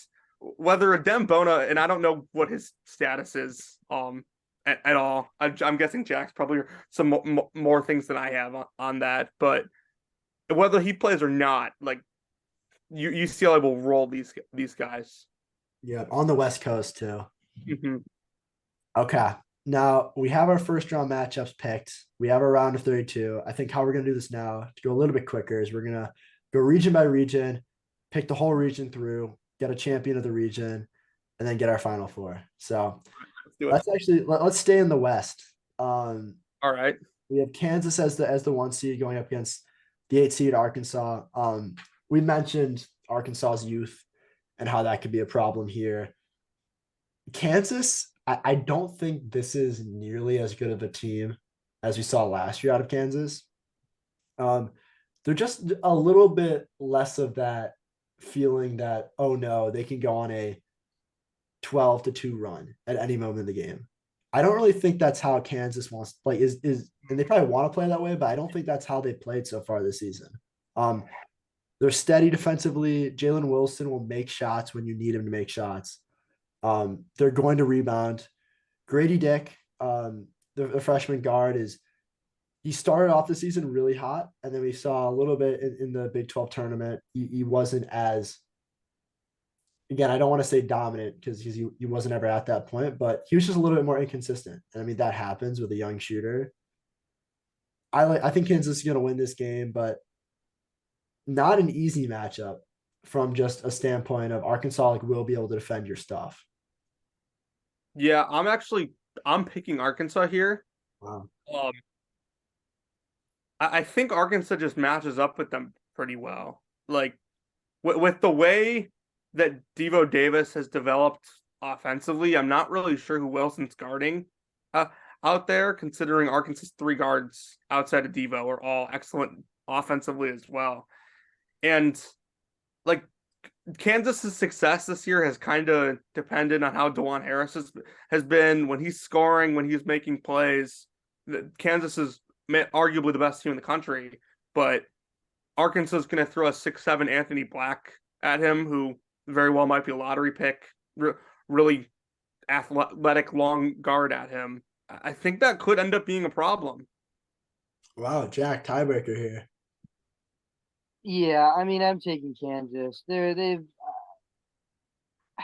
maybe they don't have the it factor, the explosiveness of last year that may have came with Agbaji and Christian Braun and whoever. But I mean, Grady Dick, it seems like he's played really well in the times he needed to. Jalen Wilson, first team All American. It's been really good. Obviously, a tough blowout loss to Texas. I think some of that was Bill Self being out for the whole Big 12 championship. I think he'll be back for the NCAA tournament. Hope his health is better. I think this Kansas team is really good. They're really well coached. I think Arkansas is good. They're young. I'm still not totally convinced they make it out of their first round matchup. So I like Kansas here. I have Kansas moving on, but Jonathan, what you were saying has kind of made me think a little bit like, could this be a game where Eric Musselman can like outcoach Bill Self? Yeah, I like. I'm not sure. I'm not sure outcoach is the right word, but maybe like match him like not get outcoached himself, and like Arkansas's talent takes over, because like you're also thinking like Arkansas Jordan Walsh can probably defend Wilson pretty well. Like he's a really tough guy to defend. He gets downhill really fast, and he can shoot it too. But Walsh is kind of got he's got a super big frame. He moves really well. He'll run it. He can run with him. So I think that could be an interesting matchup as well in that one. Yeah, I just worry a little bit because like Grady Dick and Jalen Wilson are great players, but like Arkansas has really good wing defenders, and like that is the strength of this team. And so I'm very excited for this one. We have Kansas moving on, but like keep an eye out. Like if you do want to see an 8-1 upset, like I think this could be a solid chance. Let's move on to 12 seeded VCU going up against 4 seeded UConn. I think we're all pretty high on UConn here. We're gonna move them on. I don't know if anyone has anything they want to add with this matchup in mind, but yeah, I'm not taking VCU here. Like especially because like UConn sees a team that presses in the first round, and then they kind of they'll kind of see a similar thing in the second round. So they should be able to handle both, I think. Jack? No, not much to add. Nice. Okay, UConn moving on. 6 seeded TCU, 3 seeded Gonzaga. I got Gonzaga. I think they played really well down the stretch. I'm very excited. I think if TCU had Lampkin, this would be a team that fit the mold of like a team Gonzaga usually struggles against in the tournament. But without him, I don't see how they're going to be able to defend Timmy. Yeah, I mean that's gonna be tough, and I mean, Gonzaga is gonna run the floor, and like I don't know if TCU is like the best team to kind of defend that. 10 seed Boise. Gonzaga, 3 seed Gonzaga is not a team you want to play. You don't want to. I mean 1 seed Gonzaga, like you can play maybe if you're a strong 8 seed, but 3 seed Gonzaga, you don't want to see him as a 6 seed. But Boise State going up against UCLA. Jack, take it away here. UCLA is really good. Bona, his health is a little bit of a question mark right now. It's possible he gets held out for the UNC Asheville game. I think he'll definitely be back for the second round matchup. We have the advantage of playing in California. I mean, this Jalen Clark Achilles injury, really brutal. I think with Jalen Clark, in my opinion, we are the national championship favorite. Again, kind of biased. Without Jalen Clark, I think he's a guy like we could really use against a team like Kansas to guard somebody on the wing like Grady Dick. Um, but even without him, we have the tournament experience. Tiger, Jaquez, they've been to 2 tournaments in a row. They both really hit clutch shots. We kind of live and die by the mid range, except we've been doing mostly living. Nick Cronin has brought just a defensive identity to this Bruin team.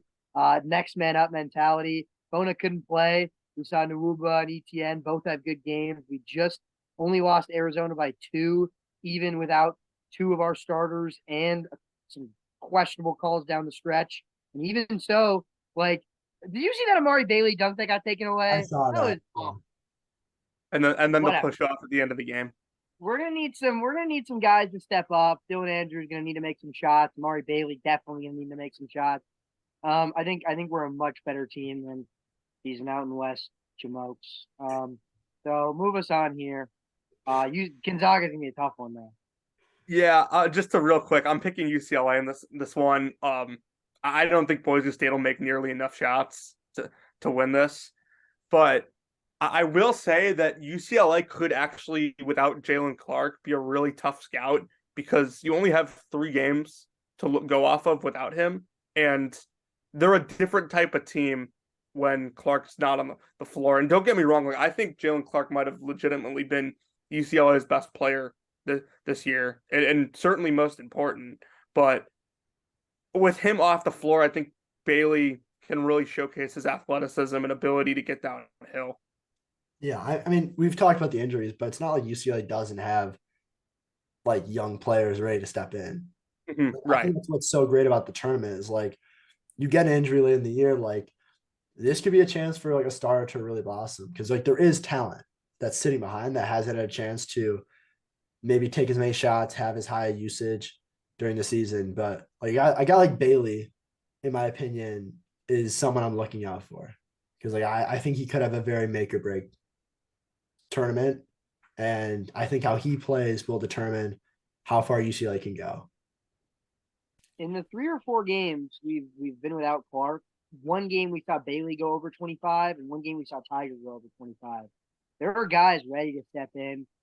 Bailey was a what top 5 consensus recruit this year, and has been a little underwhelming for sure. And I think he's poised to have a strong training.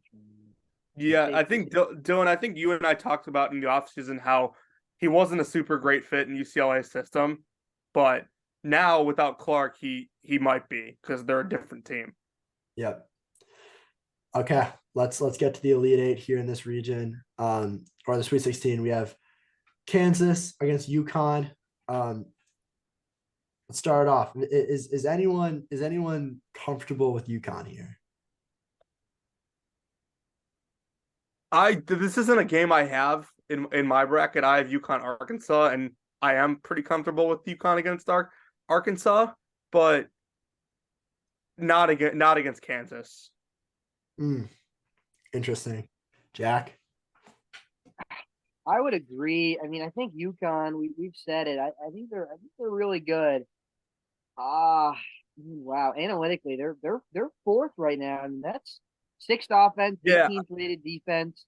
I mean, just based off of KenPom, they would be favored here. It's gonna be Wilson versus Sanogo. I mean, and Dan Hurley versus Bill Self. I don't know if UConn has necessarily the depth of talent and scoring that Kansas does, or necessarily the regular season experience. Again, because the Big East is a tough schedule. But teams like Creighton and Providence aren't the same as playing Baylor and Texas, Iowa State and Kansas State. Yeah. No, I really like I think UConn is a team that like can get out of this region which is why I would have him picked in this matchup. But like this specific matchup with Kansas like is tough because I do think that Bill Self can do enough to kind of take Sanogo, kind of limit his effect on the game. Hawkins, same way. Like they have defenders who can guard him. Tough matchup for UConn, honestly. Like I would like them against Arkansas or Illinois. But to me, Kansas has to go through here. Okay, Gonzaga, UCLA. This one is if this was a Sweet 16 matchup, I think this would be like the nightcap, like the prime time game here. I don't know, Jack, what you got? Yeah, I'll take this opportunity to talk about Adem Bona's growth as a defender over the course of this year. Really, I mean, on both sides of the ball. Coming in as a freshman, he clearly had a lot of talent, a lot of potential. But I think Mick, just spending the year with Mick Cronin has just been so essential for his development. And there really hasn't been a guy that he hasn't been able to guard over the last couple of weeks of the season. And when you're talking about Gonzaga, you're talking about Drew Timme, and you're talking about his ability to score on the inside. And I think Bona's going to make that really tough for him. Besides that, Gonzaga, it's Julian Strother, it's some of these other guys. I'm going to take UCLA just because I think our defense is better than it has been in decades. Even I mean without Clark, I think Clark, in my opinion, was the best defender in the entire country this year. So missing him, but a lot of that, it wasn't like he was like, a lot of that is because of how many turnovers he creates, how he interrupts passing lanes, and a little less how he is going to always lock down your best player. So I think Bona will be able to defend Timme and shutting that down. Hopefully, as long as our shooting's there, I think we can take care of business. Yeah, no, I it's a tough one. Like, is Bona gonna play? Because I know like there has been like injury stuff. I think by this I would game, imagine by the second weekend he would. Right, like he's got to be like okay. In that case, yeah, I do agree that like that would be a tough matchup for Timme. But like we've seen time and time again, every time Gonzaga matches up against another big guy, it's always like, oh, they're gonna be the guy who stops Timme. And I mean, Baylor's done it a few years ago in like the championship, but like, I mean, every other game, like Timmy's been getting his. Like Timme gets his points kind of no matter who he goes up against. Yeah, I think it'll be about the other guys. Yeah. If they play UCLA, how they play, and with the way Gonzaga has been playing, kind of down the stretch this year, I started to definitely believe more in their guards and the development of them over the course of this year. I think Hickman's playing better. I think Strother's playing better. Anton Watson's been really good for them down the stretch here. So I'm going to take Gonzaga here.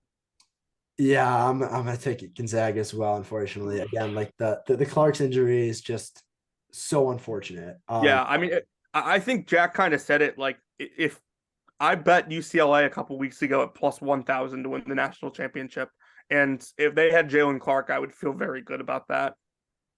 Yeah, and it's not just like you're losing his production, but it's just changing the way your team plays as a whole. Like if you lose a guy like that, you're not just losing kind of the extra he brings, but like you can very well have just, I don't know.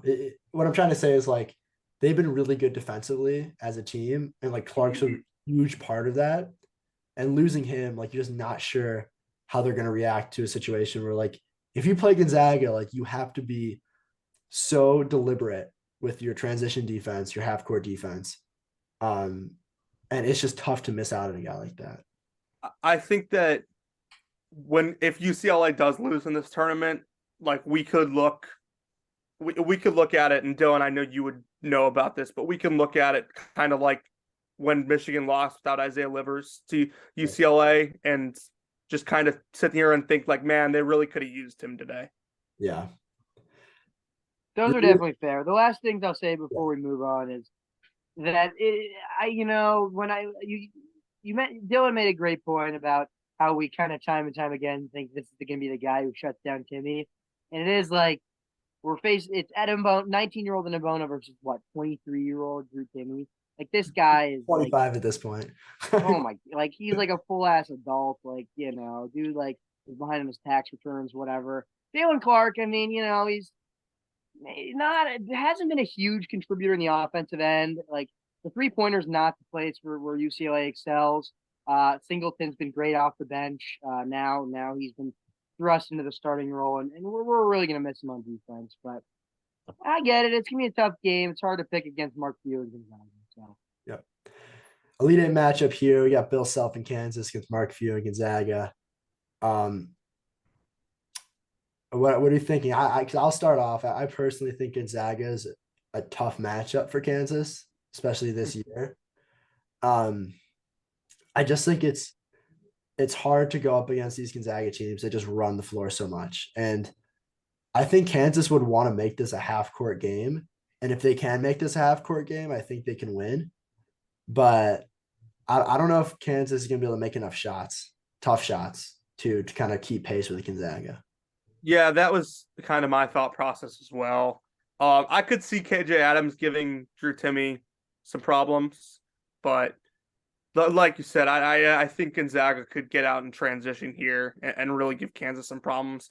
My instant kind of reaction when this region was revealed right away was Gonzaga gets to play TCU without a key player and UCLA without a key player. So if you want to talk about just pure path, I think Gonzaga probably got the good end of the bargain here. Yeah. But it is a really tough region. I think we all Mm-hmm. I think it's probably the toughest region. I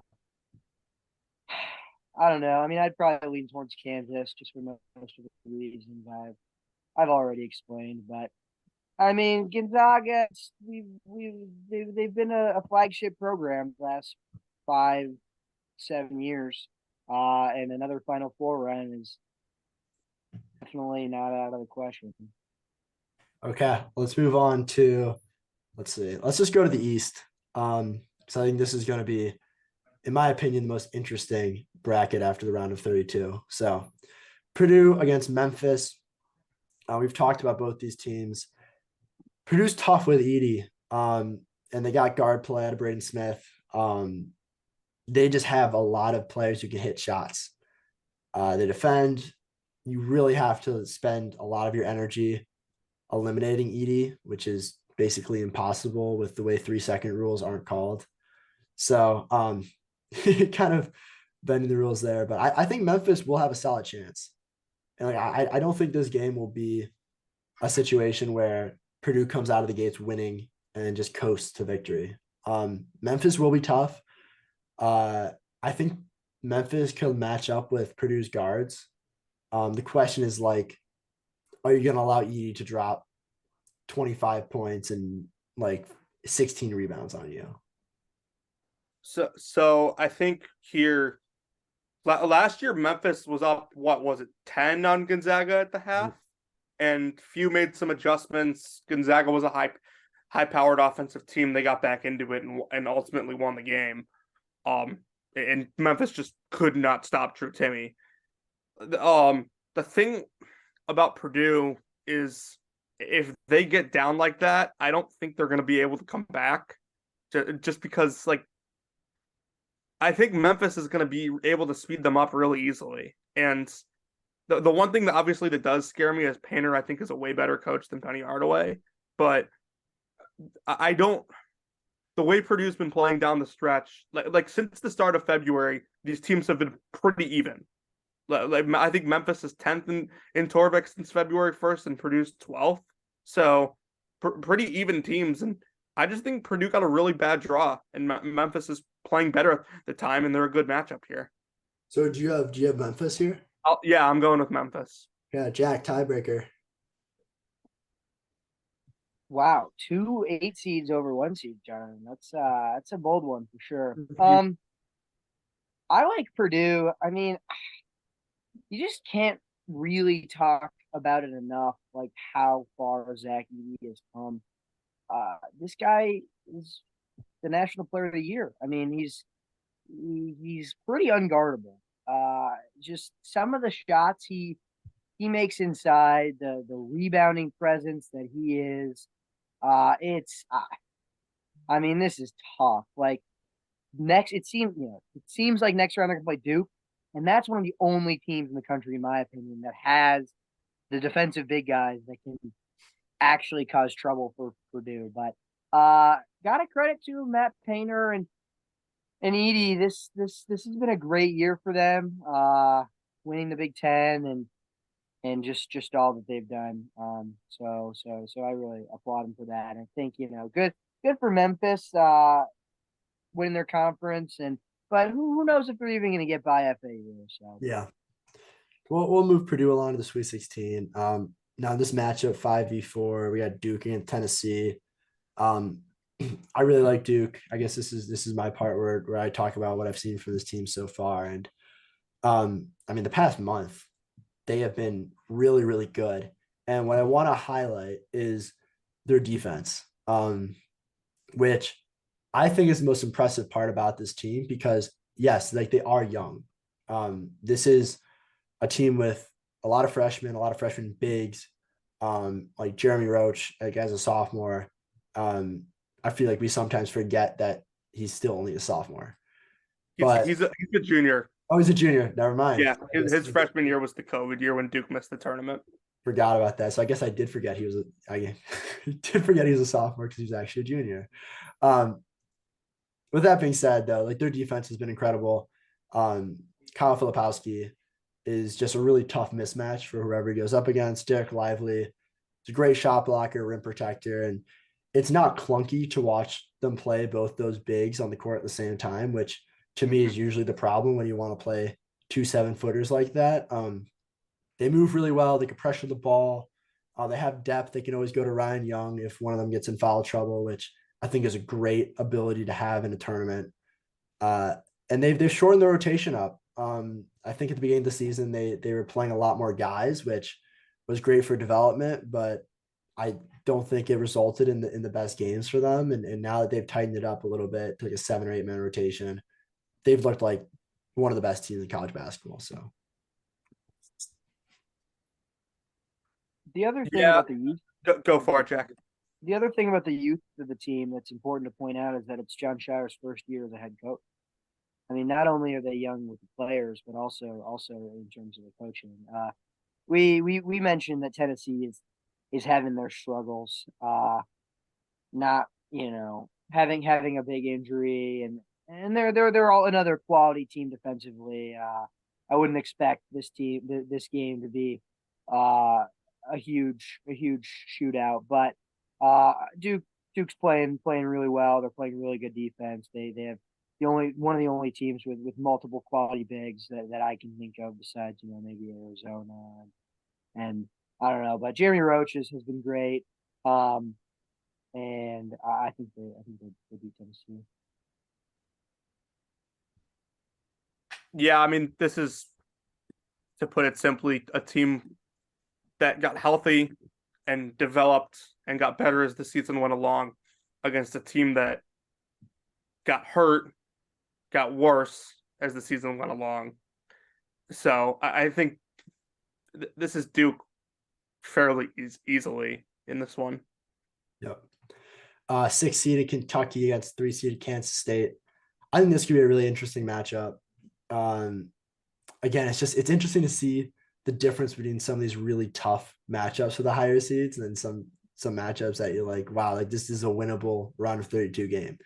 And I think both these teams are sitting there thinking this is a winnable round of 32 game. But I actually like Kentucky in this one. We've talked about Kansas State's struggles. I think Kentucky, just with the talent they have, Oscar Tshiebwe, is going to attack the glass. I think they're going to pose a little bit of a problem for Kansas State, both on the glass and just defensively in general. So I like Kentucky, but think this would be a pretty tough one to predict. One of the rules, one of the many rules I guess I have for this tournament is to just be careful with teams that you think are satisfied with like just their regular season performance. Like if they didn't do well in the tournament, they would still look back and say, "Hey, we had a really good season. We're okay with this." Kansas State's one of those teams, frankly, and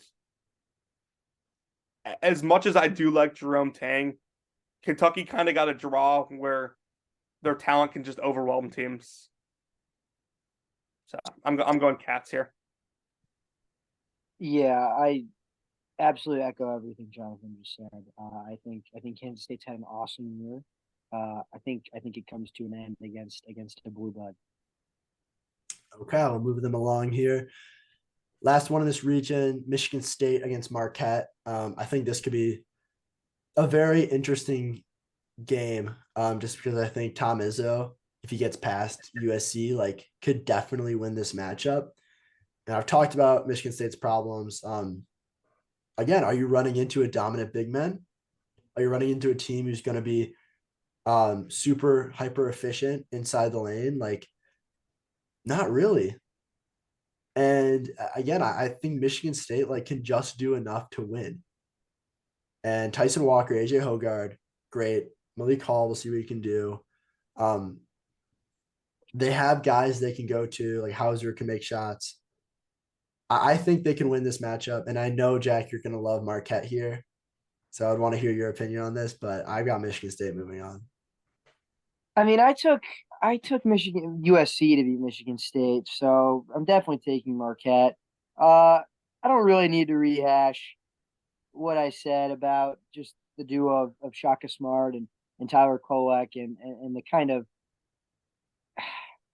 I I don't know if the term dominance of the Big East is necessarily in order, just because it is a good conference with some good teams, with some well coached teams. But I think you know, again, Izzo's got the experience. It's hard to count out Michigan State, but I like North Carolina. So I think that last year, I actually thought Michigan State was going to beat Duke last year in that 2-7 game. Um, they got really close. They were with them the entire way. Izzo coached a hell of a game, and Duke ended up just being too talented at the end of the day. I don't really see that with Marquette. I think that Izzo, while he's not what he was in maybe 2019 and 2020, he's still a good coach. So I'm going to go Michigan State here. And Michigan State also, they have good guard play. We know that wins in March. So I'll go Michigan State. Okay, that means we move Michigan State along, and classic Shaka Smart out by the round of 32. Yeah, just generally before we move on to the Sweet 16, my kind of mindset's always been like whatever region Purdue was the 1 seed in was going to be pretty chaotic.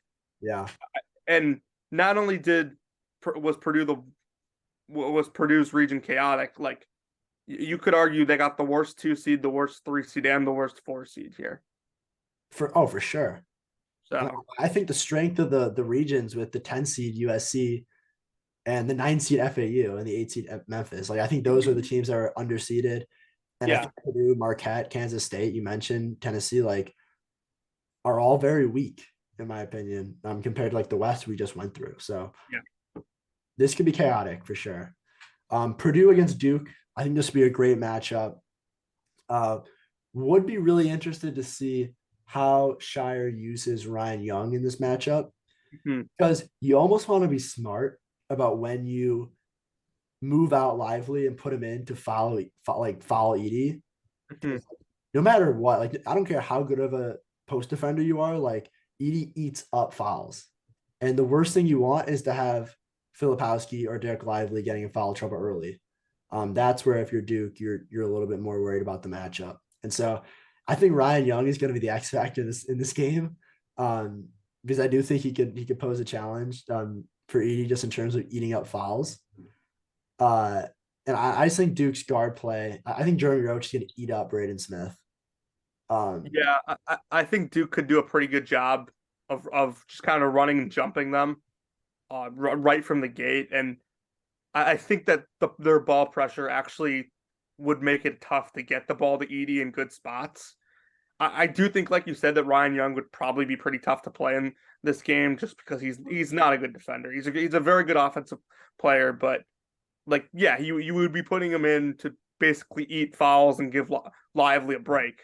And like you can even put in Christian Reeves if you want to do that. But yeah, I do think Duke's the better team here. Purdue actually drilled them in Portland earlier in the year, Yeah. but we know that was well before Duke was at kind of their final form. Yeah, I think Duke's a pretty much a completely different team than what we saw in that game. I like them here too. I think this will be a good one. Um, yeah, not too much to add. I mean, I've already talked about both these teams, but take Duke. Okay. Um, we're looking at Kentucky as a 6 seed going up against 7 seed Michigan State in the Champions Classic 2.0. Ironically, at Madison Square Garden. No way. That's kidding. I mean, we all know how Michigan State performs in the Champions Classic every year. So I don't know if we're going to take that into account, but I hate to say it, but like, do they get to play with the logo at center court that says Champions Classic on it? Oh yeah, we have Duke already in the region too. This is the Champions Classic region.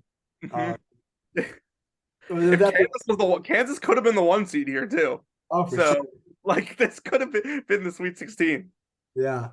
I mentioned before how Michigan State, I think they would beat USC because again, they don't have to defend a dominant big in the post. I think they beat Marquette because they don't have to defend a dominant big in the post. And now you're going up against Kentucky, and guess what you have to do? Defend a dominant big in the post. And guess what Michigan State has done all year? Not defended the bigs in the post. And they've also been out rebounded in a lot of games, which is not Izzo at all. They're usually one of the better rebounding teams in the country, and they just haven't been able to do that as well as they normally do. I think that's a real weakness. Kentucky's making an Elite Eight. That's absurd for me to think, but I don't see Michigan State beating Kentucky in a matchup like this. Yeah, I'm gonna agree with you here, Dylan. I thought the game that Michigan State played against Kentucky earlier in the year in the Champions Classic was maybe the best coaching job in an individual game this season by Izzo. I mean, it was just he was running circles around Calipari that entire game. I kind of fail how they're going to see to do that again. Plus, Kentucky wasn't using Antonio Reeves like they are right now. Yeah. It's just a different team. I'd be pretty surprised if Kentucky or Marquette is not the team we see come out of this section of the bracket. I like Kentucky too. I don't think Michigan State can deal with Tshiebwe. Hey, in the chaos region, this could be Montana State making out of this. Like legitimately. Like you look at what? There you go, Raekwon battle, baby. Yeah, it might be. We have the matchup of another Champions Classic rerun, basically. We have Kentucky here. I mean, Duke is licking its chops at this matchup because not only do you have to play a Kentucky team that is not as strong as they usually are, but I mean, you get to beat Calipari for a chance to go to the Final Four. I think Tshiebwe is going to have a tough time against Derek Lively and hit just his raw athleticism. I think Duke, and I'm not just saying this because of the matchups we've predicted, but like I think Duke is the strongest team in this region right now, anyways. Devoid of kind of the seedings and the matchups, and so I've had Duke out of this bracket, or out of this region for a lot of my brackets, and I think that the way this worked out, what yeah. Happen. I think this region you kind of just overall have to throw away the seed number from a lot of these teams. Like Duke is, I don't know if they're the most consistent team from this region overall. Like that probably goes to Marquette, but they're certainly the most talented, I think, on paper. This would be a tremendous game. It would shut down New York City if this was played in the Garden in the Elite Eight. I'll take Duke here. I think they would be able to handle Tshiebwe inside. I think Kentucky would probably struggle to guard Filipowski. And, the way Duke's guards are playing right now, I think Kentucky would potentially struggle with guarding them a little bit. Yeah, Duke's running Kentucky out of the gym if Kentucky makes it that far. I don't know. I think with the year they've had, Kentucky's ecstatic to have finished in the Elite Eight. Exactly. Kentucky over the last couple of years they've kind of lost in the most like devastating ways in Yeah. the tournament. Like last year, the St. Peter's game. In 2019, they lose in overtime to Auburn. Yeah. Um, in 2018, they got upset by Kansas State in a region that completely unfolded their way. Like they should have been in the Final Four. Yeah. So Jack, do you think if this is Marquette instead of Kentucky, do you think Duke still gets out of the region? I don't know. It's a tough one. That's probably where most of my brackets are going to end up is Duke and Marquette. Uh, I probably still like Duke just because of their physicality and their big men. Uh, I think Marquette's guard play is very strong, probably even better than Duke. But again, I think Marquette, if their outcome is losing the Elite Eight, they're pretty happy about their season too. Yeah. yeah, I think Kolek could probably handle the Duke ball pressure pretty well if those two teams met. Yeah, I think the guards, like it's the Duke guard rotation in general would be a little bit of a challenge for um like just as a matchup with Marquette. Like I think Duke can handle Kentucky a lot easier on that front. Um, let's move on to the South region where we got Alabama against Maryland. I mean, Alabama's gonna run these guys. I'm very confident in this 1 versus 8 seed matchup. They played 2 years ago in the second round, and Alabama ran them out of the gym. I mean, Alabama on a 1 day scout against a team that's not even remotely close to their level of talent is just a complete mismatch. Yeah. What Nate Oates has done this year, and it's really the last 3 years. I mean, a lot of it this year is Brennan Miller, obviously, the best freshman in the country, has just been electric and just propelling this Alabama team to a whole lot of wins, including the conference championship. Uh, yeah, absolutely. Like, is there any scenario that Alabama does not just coast into the Sweet 16?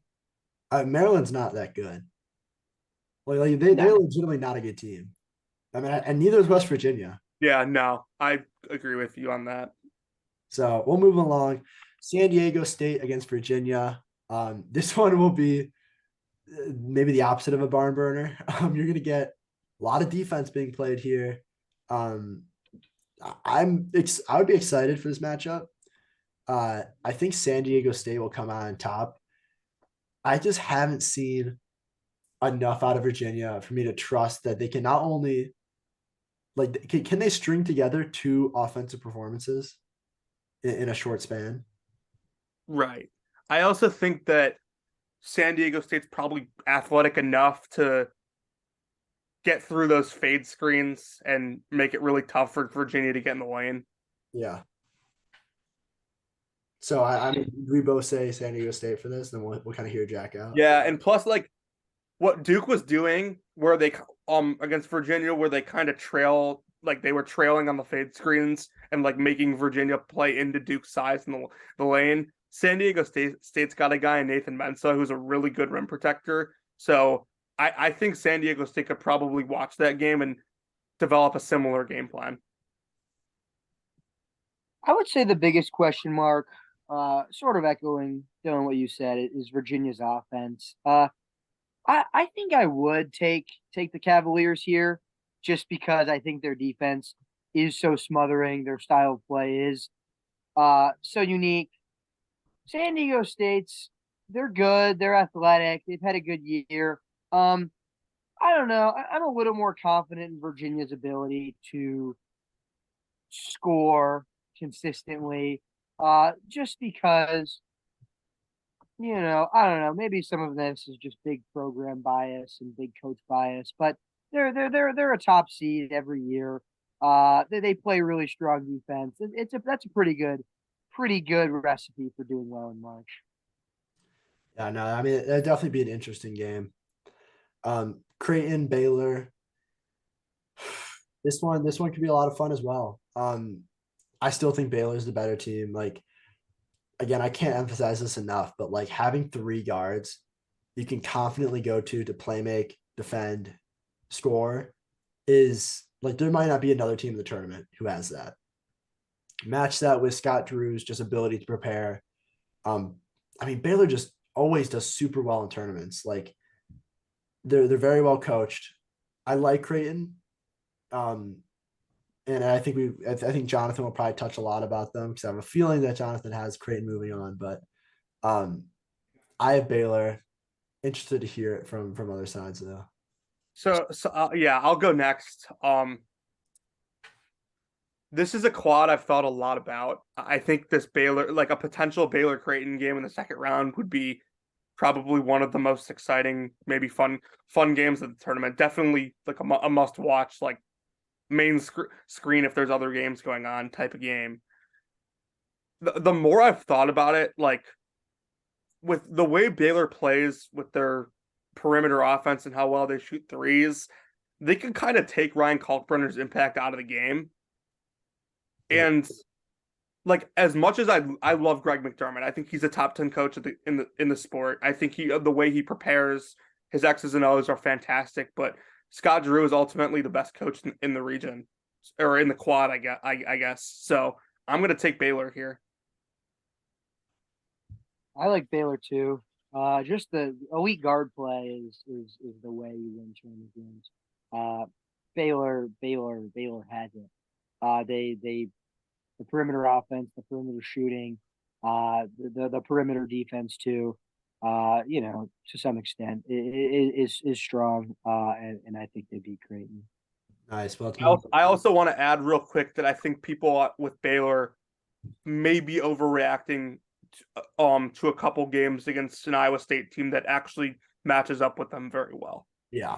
Also, this team had the third best strength of schedule in the entire country. Like another thing, definitely to take into consideration. Yeah. Next, we got Utah State, the 10 seed, going up against Arizona. Very tough matchup for Utah State. Like Arizona is one of these teams that you don't want a one-day scout, because not only do you have the athletic kind of deficiency, but there's so many different ways Arizona can beat you. They're going to defend always. They're going to rebound always. That's what you get. But on the offensive end of the floor, like they can shoot lights out one game.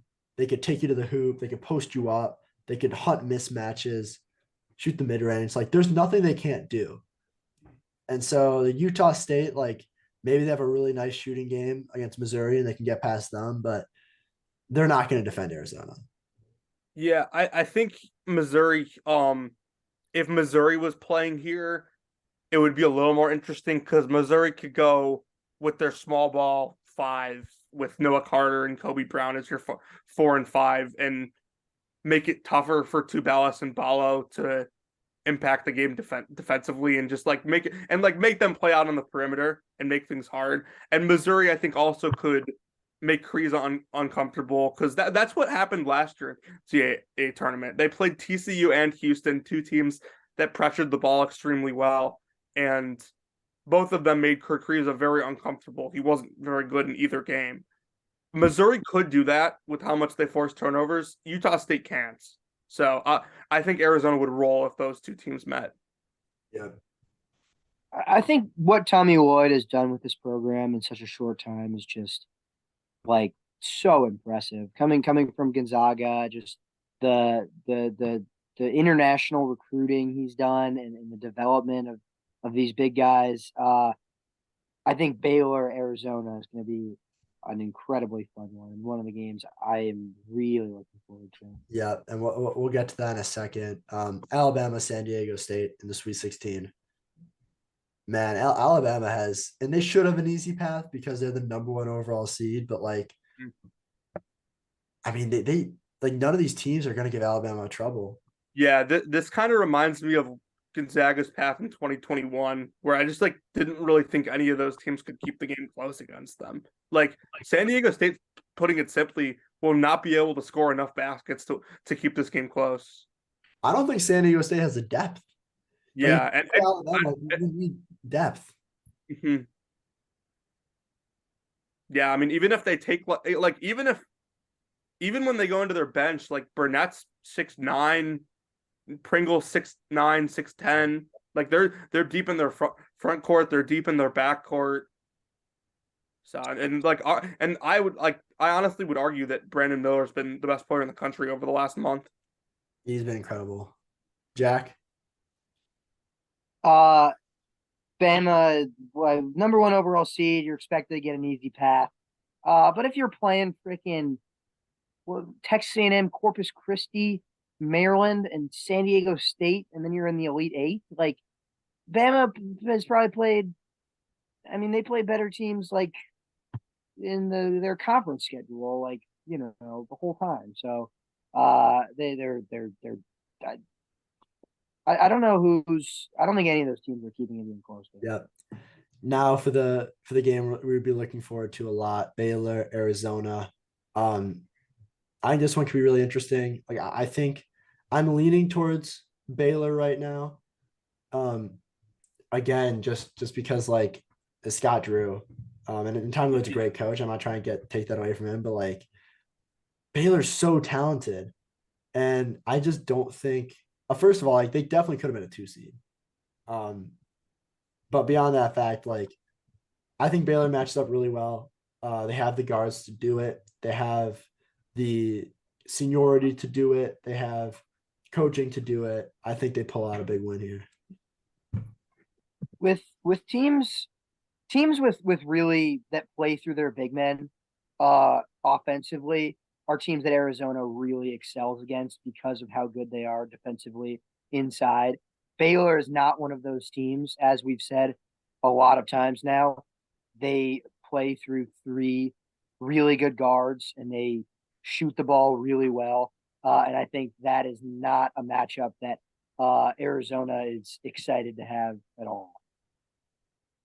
Yeah, I think I'm with you guys on this one. I think Baylor would walk into Louisville and hit 15 threes in this game. Like I don't think Arizona would stand a chance guarding them on the perimeter. Like this could be a game that ends like 88, 83 or something like that, but Arizona won't make enough twos if Baylor's hitting the shots that they do. Yep. We'll move them along now. We talked about the path Alabama had up until this point, but I think Alabama does not want to see Baylor in the Elite Eight. Just because like Baylor's so good at taking your first option, your strength, and just like eliminating it and saying, hey, we'll eliminate your best option. Like let's say it's Brandon Miller. Let's say that's running up the court, like transition offense. Like they'll say, hey, okay, we're going to get rid of this and we're going to force you to beat us like a different way.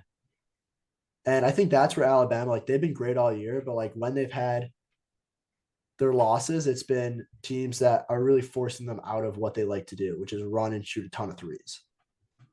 So from that standpoint, like Alabama's been amazing. Brandon Miller's been amazing. I think Baylor could win this matchup and take Alabama out of their comfort zone. Yeah, I'm gonna go Bama here. I just like Baylor goes from playing a team that isn't really like that long on the perimeter and doesn't really take away your threes to playing a team that is super long and outside of Bediako, who's one of the best post defenders in the country, Clowney can guard on the perimeter. Miller can guard on the perimeter. They can bring in Burnett and he can guard out there. I just think Bama is going to end up being too long if they play Baylor. This is a tough one because these are clearly 2 really strong teams that do a lot of things well. I mean, it clearly is a question of how Baylor defensively will deal with Brandon Miller. I think I would take Baylor, just because I do think they match up well with Bama in terms of Bama really likes pushing the floor. They're another team that shoots the 3 ball really well. But Baylor's a team that I think could limit Brandon Miller's impact and definitely limit the impact of some of the other role players, scorers on Alabama. I like that. Um, Yeah. I mean, we move Baylor along. I mean, that would be a great game no matter what. So if I was filling out a bracket, I would probably take Bama just because you don't know who's going to win the Baylor Arizona game. So like it's kind of hard to pick either of them, when it's pretty certain it seems like Bama's going to make the Elite Eight. I But mean, we're picking based. We're making a perfect bracket here. So no, I know. no, for sure. So we have Baylor out of the South. We We have have a perfect bracket with Drake and VCU playing each other in the round of yes, 32, sir. surely. Or Yes, Drake sir. and Kent State. Okay, that's Yes, sir. I got that. Let's go right to the Midwest. With that being said, we got Houston, Iowa. Houston's going to dominate defensively. Houston would if Houston played Iowa, they would win this game like 75-55. Iowa would stand no chance in this game. This is going to be a Fran McCaffrey double technical special. He's getting tossed. Jack, thoughts? Yikes. That's all I'm gonna say. If Iowa has to play defense against Houston and try and score on Houston's defense, oof. Yeah, that's not a good look. I feel very confident that Houston gets through to the Sweet 16 on this side. We got Drake, Kent State in this matchup with the dual upsets. My initial opinions is I like Drake in this matchup. Again, you have the guard play, the coaching. Kent State though can defend, and so like this should be an interesting one. Yeah, I don't know if they have anyone that can check Tucker. Just the size and shooting he brings. And Drake's offense is very good. It's not as good as their defense, but they do a lot of good things. They ball screen, dribble handoffs. It's just a lot of action to deal with, and I think they're ultimately more talented than Kent State as well. I mean, I'll take Kent State. Like I'm riding with my squad. I mean, I kind of also think Miami beats Drake, so that's a part of it. But outvoted. That's tough. Has to concede. Yeah. We have Iowa State as a 6 seed against 3 seeded Xavier. Jack, want to start us off with this one? I like Iowa State. Um, I talked about both these teams at length in the first round, so I won't rehash it too much. But Iowa State's playing really well. Xavier, I, I don't, I don't know. I mean, just when I've watched them, like they're good offensively, but we'll see. Yeah, I do sorry, go ahead, Jonathan. I do kind of get that feeling that Jack is saying with Xavier. I honestly think this is probably the closest quad that we have this year to the Wisconsin, LSU, Iowa State, Colgate quad from last year, where just like every team in it like gave you like the ick almost, like you didn't feel good about them. I have actually no idea who I'm picking to win this quad yet. Like I have not finalized that by any means. In a Xavier Iowa State matchup, though, I think I would go with Xavier just because Iowa State cannot make shots and Xavier can. Um, so yeah, that's who I'll stick with.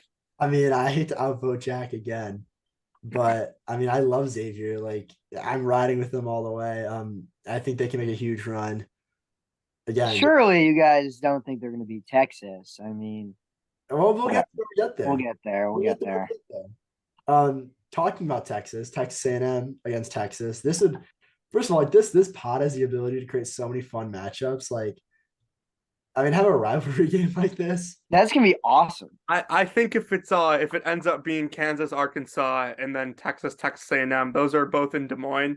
I think I would almost have to drive up for the second round if it was those two. That would be a ton of fun. So it's about a 3.5, 4 hour drive from here. So Jonathan, who do we like here? all right, time to do some educating. Texas A&M has flat out been the better team since January 1st. They had an awful non-conference schedule, and sure, there's always a little worry that they could go back to that. But since January 1st, they've been one of the top 5, maybe top 10 best teams in the country. And then there's this other factor in this game that nobody's going to want to talk about because everyone's going to say how great of a year he had, and I'm not going to discredit it by any means, but Buzz Williams versus Rodney Terry is a complete mismatch. Like, I don't want to take away anything for Rodney Terry and winning the Big 12 tournament title, but Rodney Terry inherited a very talented team and played basically none of Texas's non-conference schedule. So he played all teams that Texas already had scouts and game plans on because Chris Beard has coached in this league for 5 years. And so he knows what these teams do. He knows these coaches. He knows their offenses.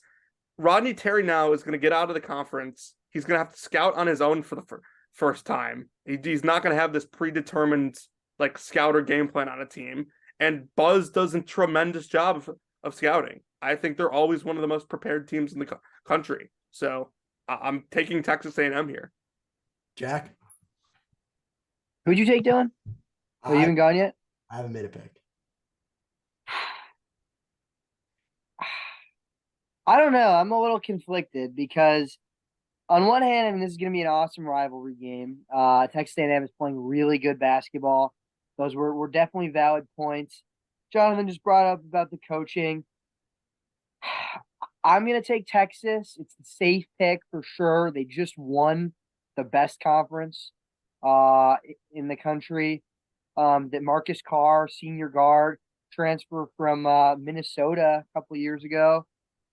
Timmy Allen, another senior. This team's been together a while. They're playing really well at the right time.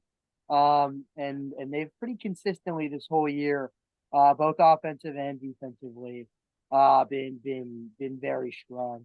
We'll see if John's predictions are right about maybe the coach's shortcomings a little bit. I think Texas A&M is definitely a very dangerous squad and wouldn't be shocked if, I mean, the spread on this game is probably not going to be more than 2.5. But I like Texas. Yeah, I'm gonna agree with Jack on this one. I also really like Texas, and I think something to note, and like I do agree, like Jonathan brought up a lot of valid points about how they played in the last few weeks. But I feel like a lot of times when it comes to tournaments, you see teams who are coming super hot versus a team that started the year maybe as like a favorite, kind of coasted a little bit at certain points. And I mean, that team that coasts just can sometimes turn it on and off. And like, I think when Texas is on, and I understand the coaching shortcomings, but when Texas is on, I think they beat Texas A&M. And like, are you really hoping that Texas A&M could go in and kind of match up defensively with Texas and just be able to put on a full game with all the intensity that goes along with that? Like, I just think that Texas's talent is going to shine through, especially in this region where like you look at a lot of good teams, but like none of these teams are like super talented that Texas is going to have to worry about making up for that deficiency. All right. Houston over Drake, like that's no question, right? Yeah, I think we're pretty good with that one. This is, by the way, this Houston draw that we have is starting to unfold like very much like the Virginia draw did in 2019. Like pretty weak 8 seed. They got to play a 12 seed in the Sweet 16. Yeah, no, I mean, but also at the same time, like if Houston does have to match up with like an Indiana, like I think they run them out of gym too, like run them out. Yeah, of gym as well. yeah. So, And if they played Miami in the Sweet 16, they would out rebound them like 45-20. yeah. Let's then move on to the tougher matchup. Xavier, Texas. Jonathan, you can start us off here. So, on the contrary of what I just said, I think if you gave Rodney Terry 5 days to scout a Sweet 16 team, he probably would be able to do it with the talent he had. Xavier's got some injuries. I shouldn't say injuries. They have one injury in Fremantle. And I think if Timmy Allen was healthy for Texas, which I think it sounds like he's going to be, that'd probably be a lot for Xavier to handle. So I'll go Texas here. Jack. Agreed. to move through. I mean, I would pick Xavier, for the reasons I've said before, but I'm cool with this Elite Eight of Houston, Texas. First of all, just let's just look at these four teams here from the last region as well. We had Alabama, Baylor, Houston, Texas. We had three Texas teams in the Elite Eight, which is pretty crazy. And then we And the also, Final Four's in Texas. yeah, in Houston. wow, If UCLA makes it, I think I might go. We'll see. I'm gonna be in Austin like that weekend, so it's only like a 2 hour drive. that would be sick. Houston versus Texas would be such a cool matchup. Mhm. I think Houston's destined to get out of this region, honestly. I would agree. I think like my number one main takeaway from this was like I saw Houston's draw and it was just too good not to pick them to win this region. Yeah. Jack. Yeah, I agree. Okay, we have our final four set. We have Baylor against Duke, and we have Houston against Gonzaga. We have 2 3 seeds. We have Houston as the 1 seed, and Duke as a 5 seed. Definitely pretty interesting there. But let's start off with Baylor Duke. This one would be a great game. I think Baylor would win this. Just because like I feel like it'd be for a young team like Duke with that much talent, it'd be a great accomplishment to make this Final Four. I just like you're hoping that they could just keep it going, keep it going, keep it going. And I think Baylor's gonna be super physical. They're going to make the guards of Duke really uncomfortable. So I think Baylor can win this matchup. I think that I'm gonna zag here. I think if Baylor were to play Duke in the Final Four, I think at some point defense has to come into play. Like last year, Duke was like just unbelievably hot in that tournament. Could not miss for I think four straight games, and they didn't miss much against UNC either. But I think at some point defense would have to come into play, and I'll go Duke here. Well, this is a tough one. As a tiebreaker, I think we've talked a lot about how good Duke's defense is inside. I think we got to think about what is Baylor, how is Baylor playing if they're beating Arizona and Alabama and making it to the Final Four? They have got to be so hot from the 3-point line. And I think that is a place where they could continue to capitalize off that because of Duke's, young guards, young coaching. I think I'm going to take Baylor as well. Yeah, unfortunately for the Duke guys, are moving along with Baylor here. On the other side, we got Houston, Gonzaga. You saw this a few years ago, but I think this might be a little bit different in the way the game's played. I think Houston could win this matchup. You're playing it in Houston. I just think like Marcus Sasser is like if he's going to be on and he's going to go to the Final Four here, like this team's going to rally. They're going to be really well coached. Gonzaga is very, very good, and obviously like they made it through Kansas, but like I just think Houston's going to be super energized for this matchup, and Gonzaga would have to go through like a really tough region to get to this point. I mean, you think about these teams pretty similar, both non-power 6 teams that typically dominate their conference and have been consistently ranked in the top 5 for the last couple of years. And Houston has just unequivocally had a much better year than Gonzaga.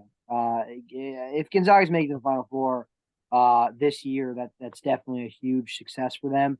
But I think Marcus Sasser is the story of this game and of this Houston run. And if we have them making it out of their region, beating Texas, some experienced guards there, and a lot of talent, a lot of athleticism, a lot of size. I think they beat Gonzaga as well. Yeah, I'm on Houston here too. I think their physicality, their ability to rebound the basketball, and just also their guard play probably would overwhelm Gonzaga. Especially, I think you made a good point, Dylan. Gonzaga would have to go through a war to get to here. Yep. I Now, mean, if you beat UCLA and Kansas before this, like, ooh, let's go to our national championship. Yeah, Baylor, Houston, and Houston, Texas. This one would be a lot of fun. I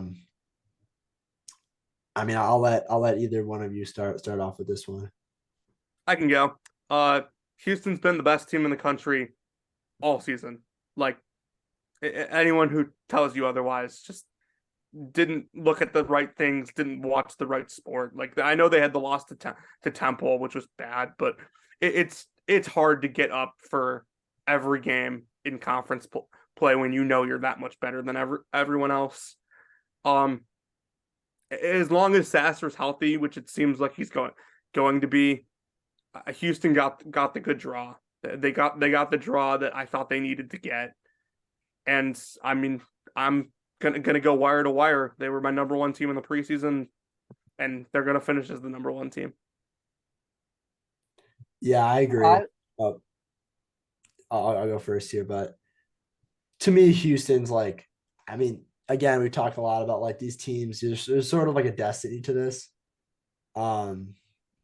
Houston's like you've said it, like they've been the best team, and I think that they can do it in ways that win games in March. Like they play the toughest defense, they rebound the ball, they don't turn it over, they can play fast, they can slow it down, grind it out, they can shoot the three ball. They have NBA prospects, they have freshmen, they have upperclassmen, they have coaching. Like if you're looking for a team that fits the mold of like national championships in the past, like Houston's one of the only teams that really fits everything. I think they're very 2019 Virginia-esque.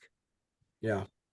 Like they're not as efficient as those teams, but I think they're more athletic than those teams.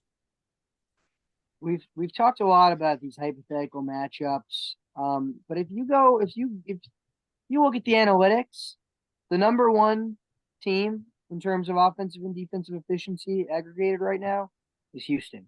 They're the most complete team. You've all been saying it. They've taken care of business all year. They have plenty of good wins. They have a couple. The Temple 1-point loss, whatever, it happens. The Memphis loss without Marcus Sasser, and besides those games, they're 32-1, and their one loss is to Alabama. They're currently the best team in the country. I don't think they're for sure going to win because it's March Madness. I mean, that's right. What they call it. But I'm pretty comfortable with them as our national champion. If Houston were to win this title, they would win it in their home city with their like a Houston alum, Jim Nance, calling his last Final Four ever. Yeah, I mean, which would be unbelievably cool. I forgot about that this is in Houston too. That's nuts. I mean, they're definitely. I love it. By the way, I swear every time, like every national championship score prediction for this tiebreaker is a 4-point game every time. Like my score is 74-70. It has to be. Like nobody thinks the national championship is gonna be a blowout, but like you want to make it by 4 because like you want to be confident in your pick. Yeah. For those who can't see the screen I'm showing right now for the bracket, I predicted 72-68 in favor of Houston, and I actually have correctly predicted the score before, and like it did matter in a bracket, so definitely have to keep that in mind. Questionable. I was not. I mean, it happened. I mean, so okay, we have Houston as our champion. Just want to say thank you guys for coming on. This is always one of my favorite episodes. It's a ton of fun. This was a long one. This is a marathon. So it's a marathon. Recommend that you maybe split this up if you're trying to listen to this. Maybe on like we're gonna upload it. You'll probably hear it on Tuesday, and so you have like 3 or 4 days before the tournament starts. So digest it as you will, but we'll see how our bracket does. I mean, personally, I'll submit this in a lot of my bracket pools. So good luck with everyone in the tournament. Unfortunately, my Michigan Wolverines are not in it, so I'll have to live through Penn State here. But yeah, thanks. Go Bruins, baby. Yep. We get to go Tigers anywhere or no? I'll go Blue Devils, go Tigers. A Nice, nice. Love to hear it. little Thanks. bit of both. Yeah. Thanks again for listening. We'll get more maybe some more NFL draft stuff coming out soon. Maybe another college basketball pod later in the year or later in the tournament. But thanks again, and see you all next time.